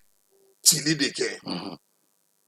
bien sûr a tɛ taa fiyewu f'i ka cili de kɛ i bɛ kariya de k'a fɔ aw de tun bɛ nin baara in na san caman a ko tun bɛ aw de bolo aw de ye marché tigiw ye exonération bɛ d'aw de ma aw de bɛ taa nɔgɔ ta ka na aw de bɛ taa ka na nin kɛ ka na mais jamanadenw san o san u tɛ nafa sɔrɔ e bɛ se k'a faamuya cogo di salon kunasini ko dɔrɔn conseil supérieur de l'agriculture la APCM président ko halisa salon kɔɔri sɔngɔ wari ma di sɛnɛkɛlaw ma nɔgɔ ma sɔrɔ ɲinan sanji binnen filɛ nin ye ka di sɛnɛkɛlaw ma mais mɔgɔ minnu bɛ yen n'olu bilalen don ko kunna olu mɔgɔ kelenw nɔgɔ bɛ marché bɛ di olu de ma fo olu de ka falen yɔrɔ caman de bɛ yɔrɔ dɔw la bi bi na an ka mara kɛbolo yɛrɛ la dɛ fo marakɛbaw kan ka sɔn k'a fɔ karisa aw ni anw tɛ se ka baara de kɛ mɛnɛ bien sûr an bɛ laɲini min nɔfɛ aw tɛ se k'o sabati anw ye bien sûr an ka mɔgɔw kɔrɔtɔlen don cogo min na an tɛ se k'o kɛ hali énergie ko filɛ i bɔra ka min fɔ sisan bɛɛ tɛgɛrɛ fɔ énergie kunna mais tile fila in na énergie bɛ ka fanga bɛ ka jigin mais ni bɔ kun kɛra k'a fɔ mɔgɔw ɲɛna a ye wari min di nin wari hakɛ in an y'o sɔrɔ an y'o kɛ ka nin kɛ nka sisan nin de b'an bolo mais n'i ko k'a kɛ san o san ou bien kalo wɔɔrɔ aw bɛ bɔ k'o fɔ bon mun kɛra yanni o cɛ mɔgɔw bɛ se ka danaya sɔrɔ cogo di i ka kuma in ɲɛna et puis Kasim fo o de ka falen parce que i b'a dɔn ko min ka gɛlɛn Mali la a bɛ mɔgɔ dɔw kunna Mali la k'i kana ale yɛrɛ sɛgɛn ko foyi tɛ se ka falen tu vois o bɛ dɔw kunna de u b'a f'i ɲɛna k'a fɔ ko karisa dɛ e bɛ k'i yɛrɛ sɛgɛn de sa o de ye kojugu ye voilà bon ni o ma falen sisan e bɔra k'a fɔ i bɛ sɛnɛkɛyɔrɔ bɛɛ de labure o ko bɛɛ ka taa sɛnɛ kɛ ka taara jamana de ta kɛ nɔgɔ ye ka taa fɛn kɛ a ka goudron dilan a yɛrɛ de taara a ka machine san u tɛ marché di 60 km 40 milliards n'u fɛ u t'o la dɛ u yɛrɛ de b'u n'u ka fɛnw dilan bien sûr mɔgɔw sigilen ɲɛ o la anw fɛ yan anw bɛ ka mun kɛ o ye ka marché di dun bɛɛ b'a dɔn o ye min ye i ka nin ɲininkali in diyara n ye nɔgɔ dicogo bɛɛ b'a dɔn o ye min ye exonération kɔsa in na n yɛrɛ y'a ye premier ministre ka baarakɛyɔrɔ la u ye premier ministre ni jagokɛlaba minnu b'an ka jamana kɔnɔ u y'u sigi olu yɛrɛ bɛ ka laɲini mun kɛ premier ministre fɛ o tɛ taa jamanadenw kanu yɛrɛ la yɛrɛ parce que olu fana ye jagokɛla dɔ u b'u ka tɔnɔ de lajɛ a fɔra ko ni faama bɛ ɲɔgɔn ye i ye min fɔ sisan olu ni premier ministre bɛ ɲɔgɔn ye kalo o kalo premier ministre fana na anw fana kan ka ɲɔgɔn ye kalo o kalo anw minnu ye jamanadenw ye a bɛ ka mun k'anw tɔgɔ la a bɛ ka kɛ cogo di an fana k'o faamu e ni juraw bɛ ɲɔgɔn ye juraw ye kɛnyɛrɛye de ye u b'u ka nafa de ɲini wa u jɔ don dɛ ne tɛ jugu la dɛ kɛnyɛrɛyew don u ta u jɔ ye n'u bɛ se ka ni fanga bɛ se ka fɛn min sɔrɔ n'u b'a sɔrɔ o don mais jamanadenw kan ka min sɔrɔ fanga de kan ka o ɲini k'o di jamanadenw ma u ka lafiya bɛ min na o de ye baara in yɛrɛ kɛcogo ye fɛn caman bɛ ka kɛ bi gouvernement y'a fɔ communication bɛ k'u cɛ yɛrɛ de kosɛbɛ miliyariw de bɛ ka bɔ ka don baaraw la mais n'a bɛ fɔ mɔgɔw ɲɛna i ye min fɔ mɔgɔ bɛ wuli k'u jɔ aw ko nin miliyari donna nin na est ce que a taara a da fɛ e bɛ se k'a faamuya cogo di école la wari min bɛ di ko école privée o école privée tigiw yɛrɛ bɛɛ lajɛlen bɛ école so yɛrɛ kow kɔnɔna na ye olu de bɛ o ko ɲɛnabɔ mais ne m'olu falen n'o mɔgɔw ma bɔ yen e bɛ fɛ ka yɛlɛma min kɛ e b'o ye cogo di i tɛ se k'o ye. Kasim n bɛ fɛn dɔ f'i ɲɛna min yɛrɛ bɛ e ka ko ka bon ne bolo yɔrɔ min yɛrɛ la kosɛbɛ an ka sɛnɛkɛlaw i t'u ka ko kulonkɛ la. non Modibo Keyita Mali économie tun baselen bɛ agropastoral de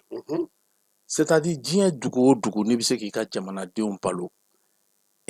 comment dirais-je gɛlɛya caman bɛ yen a ti don i ni jamanadenw cɛ m'a fɔ a tɛ bin jamana kan dɛ mais a ti don i ni jamanadenw cɛ o ye jumɛn n ye misaliya ta Modibo Keyita la kun jumɛn kama ekɔliso CFP filɛ nin ye Mɛnɛkura Sadomini-Sɔr kɛrɛfɛla la cantine tun bɛ yen u ka cantine karamɔgɔkɛ dɔ ka kalanso man jan u ka yɔrɔ la u ka kalandenw ye min kɛ a bɛ san 7 bɔ u bɛ balo ekɔlidenw ka cantine sɔgɔmada dumunitɔ ani tilelafana dumunitɔ ani sufɛla dumunitɔ a ye tin dɔ créer ekɔlidenw ni Modibo Keyita cɛ fo ka taa se Modibo Keyita ka saya ma ekɔlidenw ma se ka ɲinɛ jamanadenw ma se ka ɲinɛ Modibo Keyita kɔ Modibo sara ekɔlidenw de taara Modibo su ta Pɔnze dɔgɔtɔrɔso la fo kaburu Modibo yɛrɛ somɔgɔw bolo ma se ka su sɔrɔ u bolo mais Musa nalen Musa y'a système cantine système ta ka bɔ yen ka na ni bourse système ye a ye disconnect dɔ créer Musa ni ekɔlidenw cɛ fo ka taa se Musa bin ma ekɔlidenw de fana ye Musa kɛlɛ fo ka taa bin donc c'est à dire o bɛ ko min kɔnɔ i ka proximité créer i ni jamanadenw ni ɲɔgɔn cɛ i bɛ se ka lafiya d'u ma taabolo min kan o fɛn fɔlɔ ye dun ka fa de Kasim anw tɛ se ka taa n b'a fɔ ko aw bɛ ka exonération ta k'a di mɔgɔw ma u ka taa balo san mais a ye projet pilote dɔ créer office ne ti ka kuma tigɛ ne ko an ka exo yɛrɛ kɛ sa o san miliyari 10 de don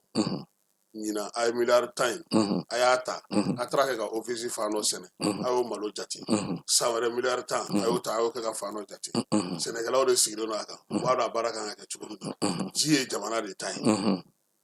o de wa ka exonération ta k'a di mɔgɔw ma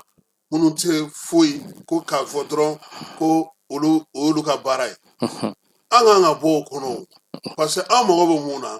dugukolo min b'an bolo a k'an nafa o de la o don président ye kuma dɔ fɔ conseil d'administration na a ko fɛn na agriculture ɲɔgɔn ye in senfɛ a ko k'u k'u hakili to a la dɛ ko min ye AES ye ko mɔgɔw bɛna sɛnɛ kɛ yan dɛ. Bien sûr. Donc o kɔrɔ ye mun ye aw bɛ ka mun yurugu nin ye tan ne b'a kalama mais n fana bɛ ka n ka fɛɛrɛw tigɛ aw kama a y'aw labɛn dɛ n bɛna fɛɛrɛw tigɛ o don fana premier ministre fana ye laseli dɔ kɛ u ko caniveau ninnu labɔli la k'u b'a kuma ninnu a ko ayi dɛ a kana n don ko la ko min ti laban a ye dingɛ senni daminɛ samiya binna ka ban bon i b'a dɔn o ye min ye an bɛ wuli ka bɔ yen dɔrɔn ne bɛ taa kɛba camion joli bɛ bolo fala bɛ taa nin joli bɛ nin bolo an y'a repousser primature la ani premier ministre bɛnna kan ka ban bon premier ministre t'o yɔrɔw ye o mɔgɔ min bɛ pratique la e de b'o ye bien sûr e bɛ se k'a dɔn bi ko Bamakɔ mairie ba mobili kelen t'a bolo min bɛ ɲaman caya c'est pas possible a tɛ yen c'est pas possible k'a fɔ ko mobili filɛ nin k'a ye dingɛw bɔ ko mairie Bamakɔ mairie a bɛ louer de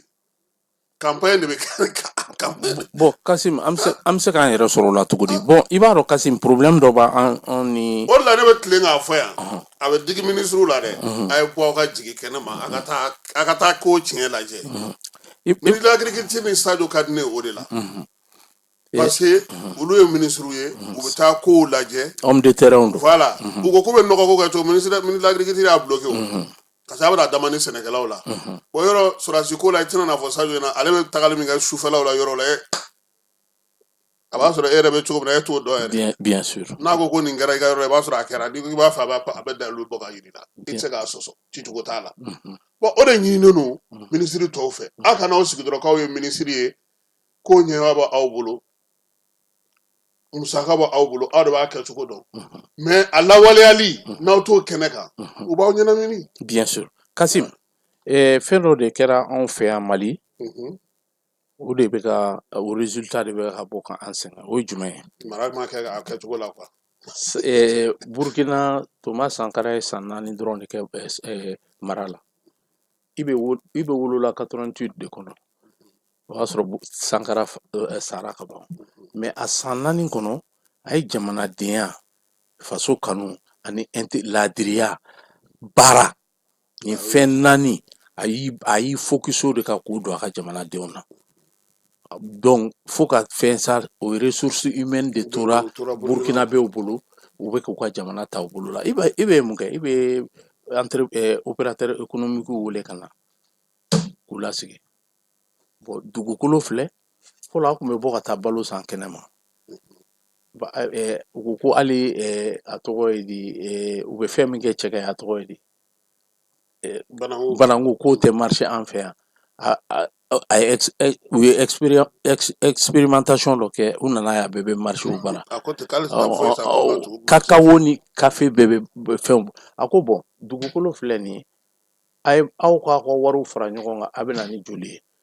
a ye wari min bɔ jamana b'a moitié ta ka aw kunbɛn n'a ye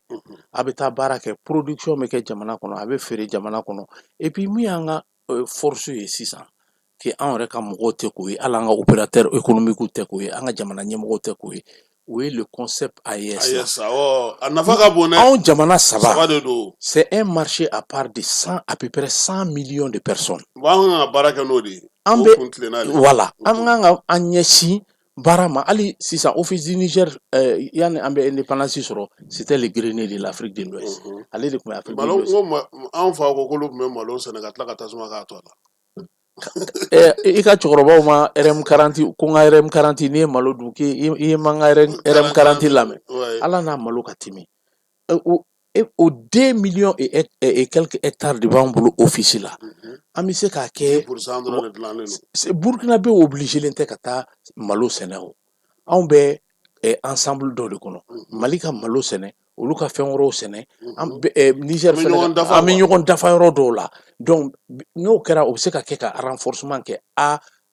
président y'a ɲɛbila kuma kun tigɛ o ye dɛ et puis a jama de b'an bolo quoi a jama b'an bolo AES kɔnɔna na k'an bɛ se ka échange kɛ an ni ɲɔgɔn cɛ fɔlɔ ka sɔrɔ hali an ma compter export fɔlɔ export kan pourquoi anw ka nin confédération in bɛ ka se ka CEDEAO kɛlɛ CEDEAO hakilina tun ye libre circulation des biens et des personnes i tun bɛ se ka bɔ n'i ka jagofɛnw ye mais n ko ne ni dɔ kumana bi a ko ko Afrique kɔnɔna na ko dɔw bɛ kɛ a b'i bolo fila da i kun ka kule de entre les deux Congo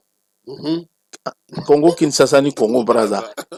fleuve dɔ dɔrɔn de b'u ni ɲɔgɔn cɛ bateau b'a kan bateau bɛ se ka a tigɛli ça ne fait que 5 minutes ni malien dɔ kumana bi a ko ambassadeur taara olu taara ambassadeur bila aéroport la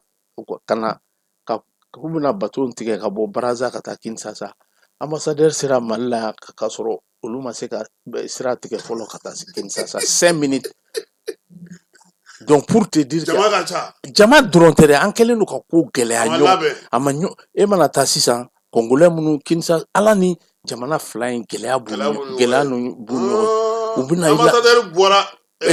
Brazzaville ka se Mali la yan ka sɔrɔ olu ma se ka 5 minutes bateau utiliser ka bɔ dɛ o ɲɔgɔnnaw de b'a ala an yɛrɛ fɛ yan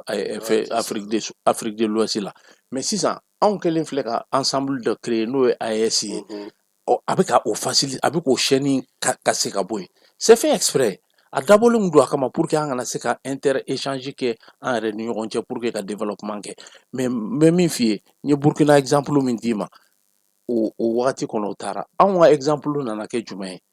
démocratie mɔgɔ ninnu nana u ye denmisɛnninw bila sicha min de la k'u bila club de soutien créé de la adamaden de bɛ wolo Mali kɔnɔ ka bɔ Mali kɔnɔ ka muso furu ka den sɔrɔ a ma deli ka minɛn ta ka bila minɛn kɔnɔ ou bien a bɛ taa politique de ta k'a kɛ baarakɛ minɛn ye i bɛ tila kalan kɛ Moro Keyita tun ye instituteur ye o foyi tun ye médecin ye Moro ka ministre dɔ tun bɛ yen ko Tal coup d'état kɛlen Moro la a seginna ka taa enseignement na mɔgɔ bɛ yen nɔ n'i ye spécialité min kalan politique tɛ fɛn ye k'a fɔ ko n b'a kɛ baara ye ko ka n'a kɛ n yɛrɛ nafalan ye politique ye fɛn de ye à travers le terrain c'est pourquoi Sorasi ninnu ka ko ka bon ne bolo c'était des hommes de terrain ils sont pragmatiques et puis ce sont des hommes de terrain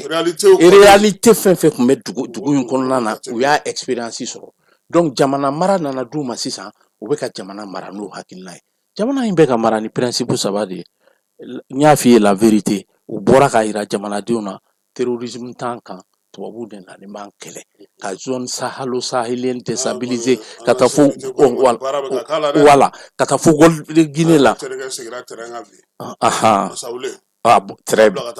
très bien abana non c'est une fierté kudos c'est-à-dire k'a yira k'a dɔn k'a fɔ ko terrorisme kɛlɛ tɛ an fɛ yan u sera ka jugu identifier k'a dɔn kɛlɛ min nani bɛ bi an kan mɔgɔ minnu nana tasuma don an ka dugu la pompier pyromène ka tila ka boli kana k'u bɛna tasuma faga donc ninnu y'o déceler c'est pas parce que ɲɛmɔgɔ tɔ ninnu m'a kɛ dɛ u siranna k'u assumer de an dun bɛ wagati min mais n'i y'o kɛ u b'i gɛn o bon e de wa ou bien e ka jamana de i dun b'a dɔn an ka avocat dɔ de la k'o kuma fɔ yan dɛ ko mɔgɔw b'u yɛrɛ kisi ka jamana saraka bon an ka président Alpha Omar Konare y'a kuma fɔ k'u nana fanga la kuma min ko Banque mondiale ni FMI ni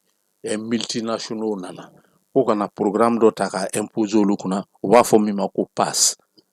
programme d'ajustement structurel ko ka jamana société d'état u ko k'u privatiser ko mais ko privatisation kun tɛ dɛ ko liquidation de kun don ko mais ko n'ale kun ko k'a bɛ ban u bolo ko classe politique min tun bɛ Mali kɔnɔ wagati o kun y'olu ka marché bon olu ale n'u kun tɛna bɛn fɔ la ko risque de coup d'état kun bɛ k'ale ma kɔnɔ donc lui il a été obligé de composer ka taa n'a ye donc c'est pour te dire que tiɲɛ de ma fɔ jamanadenw ye jamana marala jamana ɲɛmɔgɔw bolo u ɲɛ bɛ réalité la u ma se ka u banna ka tiɲɛ fɔ hali bɛ ka yɛrɛ a gɛlɛya y'a sɔrɔ accord la dɛ a ma sɔn accord ye a t'a bila a t'a kɛ bon hali accord yɛrɛ signature la kɛ a ma na assemblée la malidenw ma ɲininka a diyagoyara k'a imposer an kan de bon jamana tun bɛ ka mara o taabolo de la sisan an ye ɲɛmɔgɔw sɔrɔ minnu y'a dɔn k'a fɔ jugu ye mɔgɔ min ye minnu y'a dɔn gɛlɛya min b'an kan minnu bɛ k'a taga se a ma i bɛ comment dirais-je Kassim Laurent Fabius ye Russiw ka ministre des affaires étrangères ɲininka la répétition est pédagogique n bɛ tɛmɛ yɔrɔ caman na n bɛ nin kuma in fɔ pour que k'a yira mɔgɔw la quoi ko terrorisme t'an fɛ kɛlɛ n'an ye kɛlɛ nature dɔn dɛ an yɛrɛ dama ka contradiction secondaire ninnu wallahi an b'a bila ka ɲɛsin fɔlɔ priorité ma n'o ye jamana ye a ko comment Laurent Fabius y'ale wele ko u bɛ nalen ka na Mali dɛmɛ ko Russie ka n'a ka veto bila u contre la Russie k'ale ko a ma ko ko a tɛ ka nalen Mali de dɛmɛ ko pourquoi an bɛ veto bila u contre la ko mais Laurent ko ne ma min faamuya a ye kɛlɛkɛminɛn di mɔgɔ minnu ma ka Kadafi kɛlɛ terroriste minnu ma olu ye kɛlɛkɛminɛn ta ka na bi Mali kan a bɔlen filɛ nin k'aw bɛ na ko kɔnɔ aw ye mɔgɔ minnu dɛmɛ Libi k'a bɛ n'olu kɛlɛ Mali la i b'a ka jaabi dɔn a ye min kɛ ka fɛn jaabi Lavrov jaabi ko c'est la vie donc nin de ye diɲɛlatigɛ taabolo ye olu bolo quoi donc olu bɛ marafatigiw cɛ ka bɔ yɔrɔ la olu yɛrɛ bɛ n'olu kɛlɛ yan u t'a u kɛlɛ o u bɛ ka n'u implanter an fɛ e m'a ye don Jeune Afrique u ka délinquant in bɔra Marwar Ben Ahmed ko terrorisme bɛ ka Sénégal menacer dɔwɛrɛ tɛ o u b'a fɔ sisan n'o kɛra Sénégalais m'a fɔ ko ka base militaire sugu fɛ yan ko k'o sigi ko ka na ni fɛn Occident ka na OTAN ka na base sigi autant natɔ base sigi autant de ni terroriste bɛ na ɲɔgɔn fɛ autant de ni mercenaires olu yɛrɛ de u ka baarakɛlaw de don voilà olu yɛrɛ de terroriste olu yɛrɛ de mercenaires ye u ti tenni de du kana bilen donc u bɛ recrutement local kɛ u bɛ recrutement sous-régional kɛ u bɛ recrutement intercontinental kɛ u bɛ taa arabu diɲɛ mɔgɔ sugu bɛɛ de talen don mais tenni t'u kana ka jamana kɛlɛ ninnu y'o min ye k'a identifier k'a yira k'a fɔ ko an jugu filɛ mɔgɔ min bɛ ka an kɛlɛ an tɛ se ka continuer ka coopérer n'o ye an b'an ka coopération an b'a diversifier diɲɛ mɔgɔ mana jɛ an bɛ coopérer n'a ye an ka diplomatie fɛn fɛn bɛ k'an ka jamana la i mana fɔ an ma an b'a f'i ma i mana kan an b'a k'i la u tɛ yiga ka tiɲɛ fɔ jamanadenw ye donc o ye vérité yɔrɔ ye solidarité min b'anw ni ɲɔgɔn cɛ baara fɛn fɛn bɛ ka kɛ n bɛ Barrick Gold ka exemple ta ka d'i ma u bɛ ka wari minnu collecter compagnie multinationaux tun bɛna binni min kɛ anw kan Mali dɔrɔn tɛ dɛ AES yɛrɛ kɔnɔna na e ka mais tile filɛ na a bɛ ka fɔ ko Barrick ni société tagali ko a gɛlɛya bɛ ka na sanuko la a bɛna waati kunkurunin kelen kɛ sanu kuma min bɛ a nɔgɔya de tun b'an kan an ye mun de sɔrɔ a la san joli sanu bɛ ka bɔ an fɛ an ye mun nafa sɔrɔ a la bon maintenant n'an y'a an ka yɛrɛ ko Mali ko tonne 60 sanu na ne kɔni ko c'est-à-dire quoi hali kun bɛ bɔ an dafɛ dugu fɛ damandaw la o ka ca n'o ye Kasim dɛ hali o tonne 60 u kana jɔ o la u ko o lingot d'or gara a ka gardien fɛ yan n'u y'o a ka garde et puis ne y'a f'i ɲɛna ko tonne gramme kelen tɛ Mali gouvernement bolo comme réserve e bɛ se k'o faamuya cogo di fanga réserve sɔrɔ dɛ an kan k'o ɲini sisan bon donc sisan e ma hali Burkina ka fanga bɛ ka ko de u nana raffinerie k'u bara u bɛ ka sanu u yɛrɛ bɛ ka sanu commencer ka sanu labɔ sisan ka baara kɛ donc n'an ye baara k'o ouais donc n'an ye baara k'o taabolo ninnu kan sisan an bɛ se k'an bolo di ɲɔgɔn ma wala an bɛ se ka ɲɔgɔn bilasira ka jamana in bilasira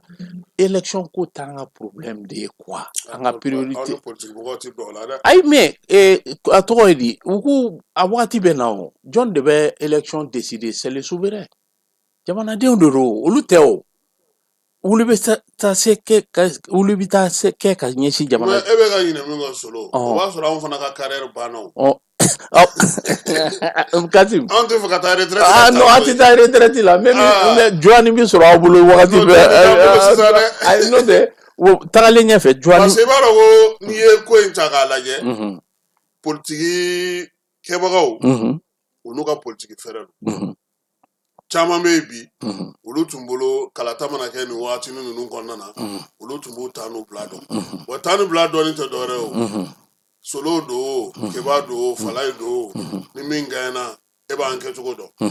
an titɔ kɔni o ye fo ni élection ma kɛ de sinon an tɛ ci o an bɛ taa an yɛrɛ sɔrɔ dɔ kɔni ka kulu kɔni kɔnɔna na o an bɛ jɔyɔrɔw ɲini o tigi mɔgɔ min kɔni bɛ gagner e tɛ sigi ka gagner anw kɔni ɲɛna o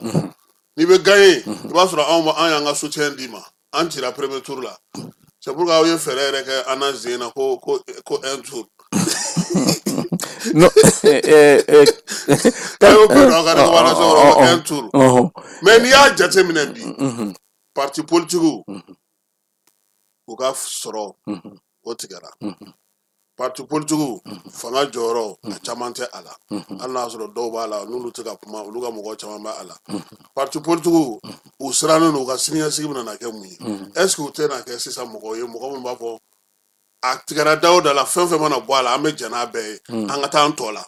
bon Kasim o bɛna kɛ jamana olu ka kɛlɛ tɛ jamana ko kɛlɛ ye bilen o ye kɛlɛ survie kɛlɛ de yɛrɛ ko kɛlɛ de ye démocratie kɛlɛ don dɛ n y'a f'i ɲɛna ko ne personnellement ne t'a fɛ ka démocratie ko kuma in mɛn n tulo la Kasim n t'a fɛ k'a mɛn n tulo la yɔrɔ min na Kasim démocratie tɛ an fɛ yan sa démocratie tɛ réalité tɛ quoi hali tubabu minnu yɛrɛ bara yen nɔ i bɛ taa sɔrɔ c'est à dire régime participatif de bɛ yen nɔ jamanadenw n'o tɛ n ye démocratie définition d'i ma a daminɛna grec cogo min aw fɛ yen fɛn min tɛ kɛ aw fɛ yen mun de la aw bɛna o modèle kɛ anw bara mun de la anw yɛrɛ africains tɛ se ka sigi ka miiri k'a lajɛ mun de ka ɲi an yɛrɛ ma an ye mara kɛ yan n y'o de f'i ye ka tɛmɛ san 4000 tɛmɛnen kama donc démocratie ko kuma in u nana ka na cache sexe de kun don k'an tromper k'an ka jamana diviser k'an yɛrɛ kɔ don ɲɔgɔn ma n bɛ misaliya min d'i ma ka bɔ Modibo ka wagati la ka na Musa ka wagati la ka bɔ musa ka wagati la i ka n'an bɛ don ni période démocratique in kɔnɔ bɛnbaliya tun tɛ maliyɛnw ni ɲɔgɔn cɛ ka se degré ma o mais bi bi in na e ka anw lajɛ donc n y'a f'i ɲɛna cogo min mara cogoya ma ɲɛ sira bɔ cogoya ma ɲɛ san 32 tɛmɛnen kɔnɔna la u nana jamanadenw ta ka sira dɔ de yir'u la min tun tɛ réalité ka bɛndiya ni belle vie ta i bɛ taa sɔrɔ mɔgɔ kelen bɛ ka wari détourner mɔgɔ 30 mɔgɔ 50 b'o tigila mɔgɔ ko yala la dugu kɔnɔ u tɛ baara la denmisɛnninw sigilen bɛ te min na ko baara tɛ ka sɔrɔ e yɛrɛ de ye baara ye n'i tilala baara la i ye école la ka ban diplôme b'i bolo n'i ma baara sɔrɔ i ka spécialité kɔnɔ i bɛ se k'a sɔrɔ dɔ wɛrɛ kɔnɔ n bɛ misaliya d'i ma ingénieur dɔ bɔra a diplôme sɔrɔ ENI na a ma baara sɔrɔ mais o temps kɔnɔna la a taara atelier tailleur kalan atelier min b'a bolo Bamakɔ kɔnɔ bi a ka commande bɛ dɛsɛ a bolo sisan a ka baara t'a bolo un ingénieur qui est tailleur donc c'est-à-dire jamana réalité ye fɛn minnu ye demande minnu b'an ka jamana kɔnɔ an ka jamana kasi wallahi n tɛ sɛgɛn n tɛ ɲinɛ ne ka objectif primordial jamanadenw bɛ se ka lafiya sɔrɔ cogo o cogo la. Ayiwa mais o la sisan suspension in tɛna na bɛɛ to tan cogo la parti politique k'u muɲu fo waati min na i n'a fɔ a fɔra charte décret y'a fɔ cogo min na fo wagati min na ni ko sigira sɛgɛnnen kan o dun wagati kelen fana na tuguni a ɲininen o parti politique kelenw fɛ k'olu ka taga écoute la pour que ka se ka charte falen. Kasim nin ye wajibi de ye ni yɛrɛ ye temps ta a mɛnna ka sɔrɔ jamana ɲɛmɔgɔw ma nin mesure sugu ta jamana kɔnɔ an bɛ kɛlɛ de kɔnɔ quoi an bɛ. donc e bolo parti politique ɲɛci tɛ yen sisan. pour le moment an ka priorité tɛ quoi. parce que parti politique baara fɛn tɛ yen sisan. mais politique kɛlɛ ma daminɛ fɔlɔ o élection ma daminɛ fɔlɔ o. awɔ ma politique ye élection dɔrɔn de ye. mais aw ko ka mɔgɔw ka tɔndenw former u ka tɔndenw kalan u k'u jɔ fasoden ɲumanya waleya ka se ka sigi mɔgɔw kunna u k'u ka parti politique ya baara kɛ ka se ka kɛ ka ɲɛ mɔgɔw ka se ka lakunu ka kow faamuya. anw y'o de fɔ. bon n'o dulonna sisan olu bɛna o sigi fo dulonni mana ban tuma min na de u bɛ sɔrɔ k'o daminɛ ou bien fo k'u sigi sariya kura de ka na fɔlɔ. Kasim est ce que k'a fɔ k'o dulonna fɔlɔ jamana tun bɛ wari ta ka di ko k'o kɛ est ce que a tun bɛ kɛ ten. dɔw tun b'a kɛ. Kasim a n ko dɔw tun b'a ne ma fɔ a bɛɛ dɛ. donc de toute façon olu bɛ minorité des minorités kɔnɔ ni jamanadenw kun formera k'u ka devoir civique yir'u la ka u yɛrɛ ɲuman na soi-disant démocratie valeur yir'u la ka vote valeur yir'u la k'a yira te ni sukaro ni t-shirt tɛ i ka jamana e ka futur ka fanga ka bon ka tɛmɛ o kan n'u kun ye jamanadenw éduquer au sens voilà donc c'est pour voilà o ma sɔnna majɛw ma bon na aw y'o sɔn n'o ma donc a y'a foyi tɛ diɲɛlatigɛ kɔnɔ na k'i b'a kɛ k'a ka ɲɛ majɛw b'a la kasi n'aw sɔn n'o majɛw ma donc a y'aw sigi fɔlɔ parce que a y'aw sigi fɔlɔ n'a a daminɛ solo i b'a dɔn min ye sigili gɛlɛya ye parce que parti politique ninnu fana i yɛrɛ b'a dɔn c'est olu fana ka baara de ye politique ye. Kasim politiki ye baara de ye wa politiki ye baara de ye wa e taara école la ka baara a kalan formation jumɛn kɛ ko n ka taa nin kɛ ka na élection kɛ ka n ka ɲɛ n ka kɛ maire ni gouverneur ye e taara baara voilà politiki ye baara de ye c'est-à-dire fo an ka bɔ notion de kɔnɔ politiki ye appel de ye pour servir une cause e dalen don fɛn dɔ la i bɛ fɛ ka yɛlɛma don e ka vie tɛ dɛ jamanaden fan caman o de kama projet de société bɛ ɲini i fɛ i k'a présenter jamanadenw na n'a ye votera an ye ni n kɛra masakɛ ye nin wagati ni nin wagati kɔnɔ n bɛ nin baara kɛ yan n bɛ nin baara kɛ yan ni a wagati sera n'a ma kɛ jamanadenw bɛ se ka wuli ka ɲininkali kɛ. o tuma an bɛ se k'an sigi ni mun ye sa don nataw kɔnɔna na. an k'an sigi an bɛ jamana mara de kɔnɔ fɔlɔ an bɛ jamana kafo de kɔnɔ fɔlɔ an bɛ k'an ka jamana kafo Kasim an bɛ ɲɔgɔlɔndɔn bɛɛ ka dabila an ka kulonkɛ bɛɛ dabila menace min ɲɛsinnen b'an ma menace danger ka bon voilà an bɛ wagati min minnu bɛ ɲinɛ o tɛ ɲinɛ foyi man dɔgɔ u bolo. merci donc n'a tile fila in na u ka kunnafonidilaw yɛrɛ foyi kun t'u bolo nka u bɛɛ kununnen don sisan. bon e k'a la bɛɛ kɔni kununnen don u bɛɛ wulilen don k'u jɔ anw de bɛ ɲinɛ nka maa minnu bɛ président ninnu bɛ nin kuma in fɔ kuma caman dɛ an bɛ sira min kan sira in ka gɛlɛn fo an de k'an jɔ an jɔyɔrɔ la a dun bɛ segin a ka kuma caman kuma in na mɔgɔw kan ka o de faamuya c'est à dire anw ka ko tɛ se ka kɛ nin waati in na k'an yɛrɛ bɛ tila ka kɛ ɲɔgɔn na yan quoi. Kasim de i b'a dɔn min don wa on est outillé quoi. On te sera argument bambolo, on be argument min défend, on be ka idéal min défend. On a des preuves ka yiraw. Ni mo bi sur min pense que c'est le contraire ou kana. Un débat contradictoire que thèse, antithèse, jamanadenw yɛrɛ bɛ synthèse kɛ k'a lajɛ min bɛ ka fɔ jumɛn de ye tiɲɛ ye jamanadenw ka nafa bɛ jumɛn kan n'i y'a lajɛ an ye san 75 de kɛ nin taabolo in na an ma bɔ nɔgɔ la dɔ de bɛ ka fara depuis on est des pays pauvres fo ka n'an kɛ PPTE pays pauvres très endettés ka n'an kɛ u bɛna classification fɛn fɛn mana bɔ anw de derrière au monde. Comment on peut être pauvre quand on est riche? Niger ye robinet datugu Orano la kalo 2 dɔrɔn u ye wari hakɛ min perdre i y'a ye. Bon e k'i miiri 75 ans contrat de kun signalen bɛ Orano bolo Niger. Bon anw ta ka jugu n'o ye. Anw ta ka jugu n'o contrat taara président yɛrɛ da y'a fɔ marché bɛ kɛ yan. Ka dossier la bɛ ka na passer ministère la ka taa conseil des ministres la ka jamana miliyariw bɔ jamana ka miliyariw bɔ a dɔrɔmɛ 1 tɛ bi jamana kɔnɔ a bɛ jamanadenw yɛrɛ ka janfa ka marché di marché la a fɔ ko jamana ta ye 25 ye 25 75 tɔ o ye kɛnɛmamɔgɔw ta ye 25 fana ye jamana ta ye ka t'o page ta o tɛ ye yɛrɛ o page bɛ ta ka bɔ o musaka tɛ ye a tɛ ye dɛ wari bɛ tila o yɛrɛ ni ɲɔgɔn cɛ c'est-à-dire nin bɛɛ kɛra Mali kɔnɔ malidenw ɲɛna yan nin bɛɛ kɛra démocrates de fɛ mɔgɔ si ma wuli ka kuma e k'i miiri passeport yɛrɛ contrat la o jɔtɔ don o bɛ ban ɲina kari Kassim a mun ne lajɛ sa passeport tigi ninnu b'a dɔn ka fɔ k'olu kɔni on sont finis. Jean-Yves Le Drian au denkɛ c'était terre à terre ka contrat bɔsi canadien na et puis contrat que canadien kun b'a sɔrɔ Mali kun bɛ wari hakɛ min sɔrɔ a la wari bɛ verser budget de kɔnɔ yan an ka trésor la Mali de bɛ a bɛ taa France de i b'a dɔn u bɛ taa France u ye passeport kɛ sisan comment dire fɔlɔ ni passeport ye 50 000 ye gouvernement bɛ 30 000 sɔrɔ 20 000 bɛ di canadien ma. Mais a wari bɛɛ bɛ sara Mali de la Mali de tun b'a canadien ka prestation sara u nana o contrat bɔ canadien bolo k'a di nin société ma an bɔra 30 000 la ka na gouvernement ka part k'a la 17 500 17 500 wari bɛɛ bɛ sara France de à la fin de l'année France kan o 17 500 wari na segin gouvernement ma France prestataire bɛ tila k'i jɔ ko passeport de service ni passeport diplomatique min dilanna ale yɛrɛ ka juru bɛ gouvernement na tuguni pour que wari tɔ kana sɔrɔ a tɔ tɛ sɔrɔ o ka juru bɛ tila ka kan na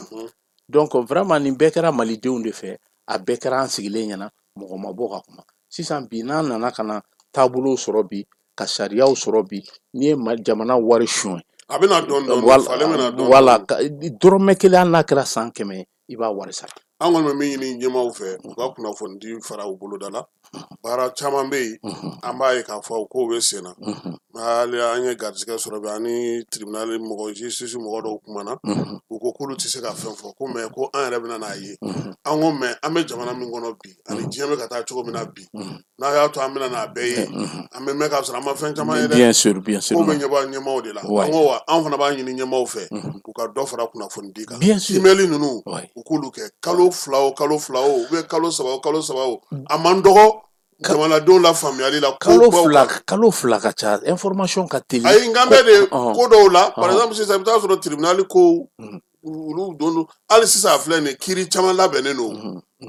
mais hali minnu yɛrɛ y'a fɔ ne ɲɛna u ko ne yɛrɛ ma yamaruya k'a da fɔlɔ parce que olu fana b'a labɛn k'a di u ka minisiri ma minisiri fana bɛ taa n'a ye conseil des ministres la n'o tɛ kiiri caman de bɛ na kɛ nin kalo sa ni kalo nata in na wa dossier belebelew de don fana dossier belebelebaw de don u ka communication dayɛlɛ mais hali t'o mɛn mɔgɔ minnu na olu yɛrɛ ko bon vraiment kana bɔ n'a ye fɔlɔ a to an ka yira an ka faamaw la parce que olu fana bɛ yamaruya dɔ de kɔnɔna na olu tɛ se k'u t'u yɛrɛ ma k'o di n'o tɛ fɛn minnu bɛ nalen nin wagati in na a bɛ na mɔgɔ yɛrɛ bɛ na a ye parce que fɔlɔ ni tun ye tali kɛ masa sɔrɔ e kun ka i ja jamana in kɔnɔ dɛ mɔgɔ min y'a loi falen ne n'a tigi kuma na k'ale de ye loi don assemblée kɔnɔ ko ka fɔlɔ Musa ka wagati la n'i kun ye wari suɲɛ 10 millions peine capitale de kun k'ale de ye loi don assemblée kɔnɔ ko k'a wuli ka bɔ yen donc ka jamana dayɛlɛ k'a bila suɲɛni kama et puis i bɛ wari suɲɛ 100 ans n'i ma minɛ ni santan dafara o y'a bannen yafa kɛr'i ni ma. minɛna fɛnɛ santan mana dafa yafa ni i bɔra kaso la dɔrɔn o y'o bannen i bɛ bɔ kana k'i ka biɲɛ ta k'a dɔn. Bon, yɛlɛmaw bɛɛ nana kɔni bɛɛ de sɛbɛnw yɛlɛmana. Voilà, c'est pour il faut les maaw de kan ka lakunnafoniya baara min bɛ sen na merci ko ninnu bɛɛ lajɛlen na sisan. I ko ko kalo kɔnɔ siɲɛ fila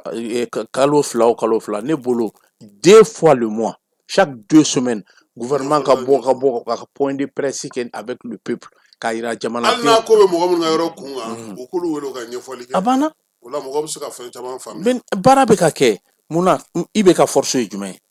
Il communique et puis il communique très bien. Puis bien, il est devenu idole mondiale. Donc, il communication de avec beau à ira terre à terre, mais quand ndeke, mais quand les résultats de soro. C'est pas sorcier. Bon, de andlo han sino ne unta fana ha fela ida. Bon, mogo Kasim. Wallahi solo. Transition coup d'état tile fila saba. Ni tun y'a fɔ sɔrɔdasi dɔw ɲɛna ko u ni politique mɔgɔw bɛ sigi ka baara kɛ u b'a fɔ ko ayi olu nana mun kama o ye ka nin ko in bɛɛ bɔ yen mais i b'a dɔn ko cɛ kɔnɔ ko ka ca. A ka ca. c'est à dire mɔgɔ mago ɲinitɔ kuma dɔ la i tɛ dusu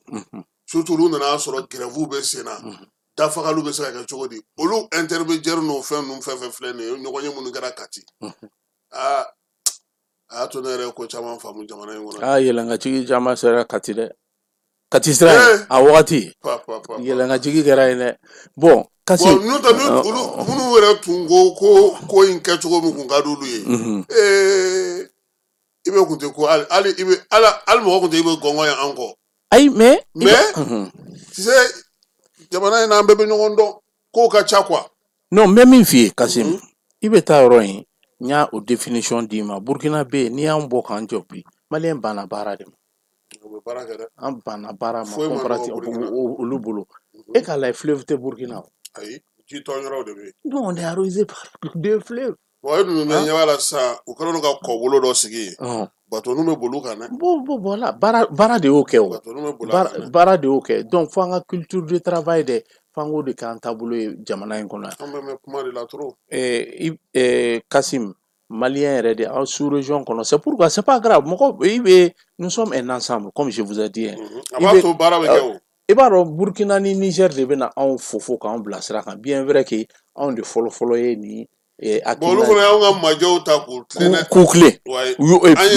ye erreur fɛn kɛ olu y'u pan u bɛɛ kunna. Merci o correction kɛ. O fana b'a to ko dɔw bɛ ka kɛ anw fɛ yan o tɛ se ka k'olu fɛ yen. Bon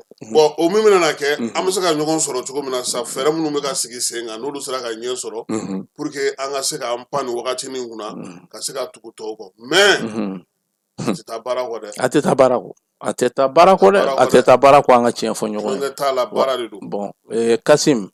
anw minnu ye maliden minnu sigira kɔfɛ hakilina camanba de b'an bolo ka na jamana in dɛmɛ c'est-à-dire gouvernement comment dirais-je n bɛna ɲininkali k'i la don gouvernement tɛ baara créer ka di mɔgɔw ma. I y'a fɔ n ɲɛna mɛnɛ. Voilà gouvernement bɛ opportunité de créer ka taabolo nɔgɔya mɔgɔw ma u ka baara créer jamanadenw ma u ka baara créer jamanaden wɛrɛw ye mais n'anw bɛna bɔ ni projet ye kɔfɛ ka na an bɛna k'an bɛ labɛn kɛ ka compagnie créer i bɛna sɔrɔ kɔnɔna mɔgɔ minnu yɛrɛ bɛ kɔnɔna na olu de bɛ fɛɛrɛ kɛ ka anw senna sumaya k'an bali ka se ka baara dayɛlɛ an b'a ɲini jamana ɲɛmɔgɔw fɛ vraiment u ka ouverture caman de di maliyɛn ko ka bɔ anw wala hakilina docteurs financiers c'est-à-dire i b'i miiri spécialité fɛn fɛn la i tɛ taa diɲɛ fan si k'i tɛ taa maliyɛn dɔ sɔrɔ a kɔnɔ. Bon an ka fɛɛrɛ kɛ. Nka o mɔgɔw sɛnsɛnnenw b'aw bolo taabolow caman na. Bien sûr an bɛ k'u fara ɲɔgɔn kan k'an ye groupe créer an bɛ académia mɔgɔw hakilinaw bɛ mɔgɔ minnu na projets bɛ mɔgɔ minnu bolo même anw yɛrɛ haut conseil ye comment dirais-je 5000 hectares ka dɔ possibilité bɛ k'a kɛ 10 000 hectares office du Niger la mais insécurité de kɛlen don ka baara sumaya a bɛna di maliyɛnw ma minnu bɛ kɔfɛ u bɛna ni min bɛ fɛ ka maraîchage kɛ ni min bɛ fɛ ka malo sɛnɛ a bɛ maliyɛn local ta sinon dɛ ka programme pilote créer denmisɛnnin caman sigilen filɛ a ye taa IPR la a ka taa Katibugu denmisɛnninw ta a k'u fili ka na ka sigi ka contrat kɛ n'u ye a ka office du Niger d'u ma aw bɛ wari bɔ ka projet accompagner olu ye main d'œuvre ka projet kɛ n'a sɔrɔ kɛra a bɛ bɔ a bɛ feere bɛɛ b'i ta sɔrɔ a la jamana bɛ se ka dun ka fa sɔrɔ sɛnɛ bɛ kɛ yan ti se développement fɔlɔ ye développement jumɛn ye la ressource humaine donc ka bɔ o fɛnɛ kɔnɔ développement bɛ daminɛ kɔnɔna de la i tɛ diɲɛ jamana si ye k'i bolo jan ko jamana mɔgɔ wɛrɛ de kana wala ko mɔgɔ wɛrɛ de bɛ kana ko ka n'i ka développement k'i ye n y'a f'i ɲɛna wagati dɔ tɛmɛn'i ka émission kɔnɔ hali anw ka système bancaire bɛ cogo min anw ka banque bɛ juru don mɔgɔw la cogo min a tɛ se k'u permis i ka se ka hali baara ɲɛnama projet de long terme ou bien moyen et long terme banque tɛ se ka juru don banque ka juru bɛɛ bɛ di court terme de la et puis a taux ka bon impérativement f'i k'a sara immédiatement o tɛ se ka développement wari de tununnen don circulation na bon Kasim dɛ n'i y'a lajɛ dɛ mɔgɔw bɛ an b'a k'a kɛ yɛlɛko kuma ye a puis an bɛ k'a kɛ kuma latɛmɛ kuma ye nin bɛɛ bɛ kɛlɛ in kɔnɔ an ka compte d'opération bɛ yen sisan ni 100 milliards kan ka di an ma BCEAO la n'an taara u bɛ 15 milliards 20 milliards de ta ka d'an ma o tɔ 80 milliards ni o bɛ bɔ min o de bɛ ka jamana bila gɛlɛya a dabɔlen don a kama an ka wari an ka compte d'opération ye an ta de don donc tant que n'an ma bɔ nin wari système in kɔnɔ ka k'an yɛrɛ an tɛ se ka développer an tɛ se ka k'an yɛrɛ donc i ye Tchadien ka armée Boko Haram ka base 2 détruit i y'a ye u taara CFA hakɛ min sɔrɔ yen donc nin de b'a jira i la et puis Faransi machine de b'u bolo chamalière u bɛ wari dilan dɔrɔn k'a fili ka na mɔgɔ tɛ se k'a contrôler phobie don ou bien a bɛɛ y'olu ka wari dilannen de u bɛna ka n'o de di terroristes ma ka don an kan an bɛ ɲɔgɔn faga ka an ka jamanaw déstabiliser ka d'a ma Kasim. Ayiwa an ka baabu sera a kuncɛyɔrɔ ni kumakuncɛ kuma min b'i fɛ parce que an b'a dɔn k'a fɔ nin ye ɲɛbila baro ye bi an na ɲɔgɔn sɔrɔ dɔgɔkun nata la pour que ka se ka ɲɛfɔli kɛ kow mana kɛ cogo min na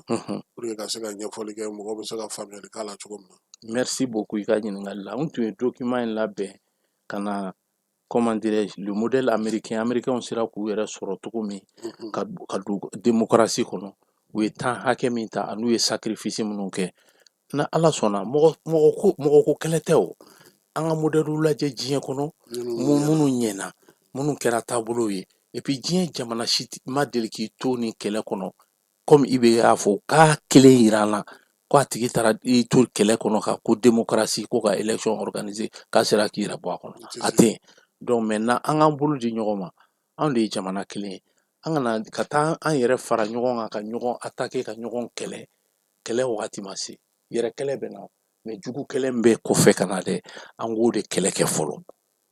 n'an m'a kɛ parce que crise existentielle de don n'an m'a kɛ jamana t'an bolo n'an ninnu dun y'an sɔrɔ la France est le pays le plus rancunier du monde u b'an kɛ misaliya ye k'an yira diɲɛ na fo ka diɲɛ wuli farafin jamana wɛrɛ tɛ se k'i jɔ k'a bi kati gɛlɛya k'u la donc an ka o lajɛ an ka mɔgɔw kan k'o yɛrɛ de faamu n'an y'o faamu parce que n'an m'o faamu hali kɔnɔna kɛlɛ a b'a dɔgɔya quoi merci donc Kasim k'i yɛrɛ fo k'i ka équipe fo donc an kun famana mais ni ala sɔnna n bɛna conférence damadɔ préparer an bɛna kuma hakilina falen don k'a yira jamanadenw la c'est-à-dire n'a sera kɛlɛ ma dɔrɔn argument de t'i bolo n'o tɛ kɛlɛ tɛ o i fɛla fɔ ne bɛ n fɛla fɔ an b'a yira jamanadenw na min ta ye tiɲɛ ye. An bɛ fo k'i waleɲuman dɔn. Merci. Ni ye président Abibu ye k'a yɛrɛ fana fo an balimakɛ a n'a ka denbaya États-Unis n'o ye Salifu États-Unis Seku Sidibe awɔ ni ala sɔnna Seku Sidibe fo a n'a ka famille bɛɛ lajɛlen olu fana sɔgɔlen nana don o Fala Keyita k'i yɛrɛ fo Keba Jalo bi taa an b'o bila yan min ye Sulemani Kulubali ye o conseil malien de l'extérieur olu ka kibaruya o ɲɛmaa b'ale bolo wa o fana dɔrɔn tɛ a fana ye kalanfa ye sabula bilasiraliw ni démocratie kow a b'o o fana tariku dɔn kosɛbɛ kuma tɛ an yɛrɛ ka taabolo n'an ka tabiyaw a b'olu fana matarafa kosɛbɛ sɔrɔko ta fan fɛ nka min ka d'a yɛrɛ ye kosɛbɛ n'an bɛ ɲɔgɔn sɔrɔ o la ale ni ne o ye foro ye o ye sɛnɛ o ye foro ye donc an bɛ bi ta jɔ yan ka bɛɛ fo ka bɛɛ waleɲuman dɔn a k'an bɛn sini ni ala sɔnna a ma. Merci beaucoup Kasim. an ka ɲɔgɔn dɛmɛ ka binŋɛnikɛlaw ni maafalaw ni walijugutigilamɔgɔw kɛlɛ. A y'anw dɛmɛ an k'aw dɛmɛ ka binŋɛnikɛlaw ni maafalaw ni walijugutigilamɔgɔw kɛlɛ. N'a ye kunnafoni sɔrɔ binŋɛnikɛlaw ni maafalaw ni walijugutigilamɔgɔw kan, a ye nɛgɛjuru ci dɛmɛso la. Nɛgɛjuru sira fɛ wari tɛ sara min na. 80 00 11 20 walima 80 00 11 22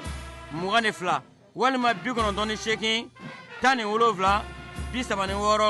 75. Ngo 98 17 36 45.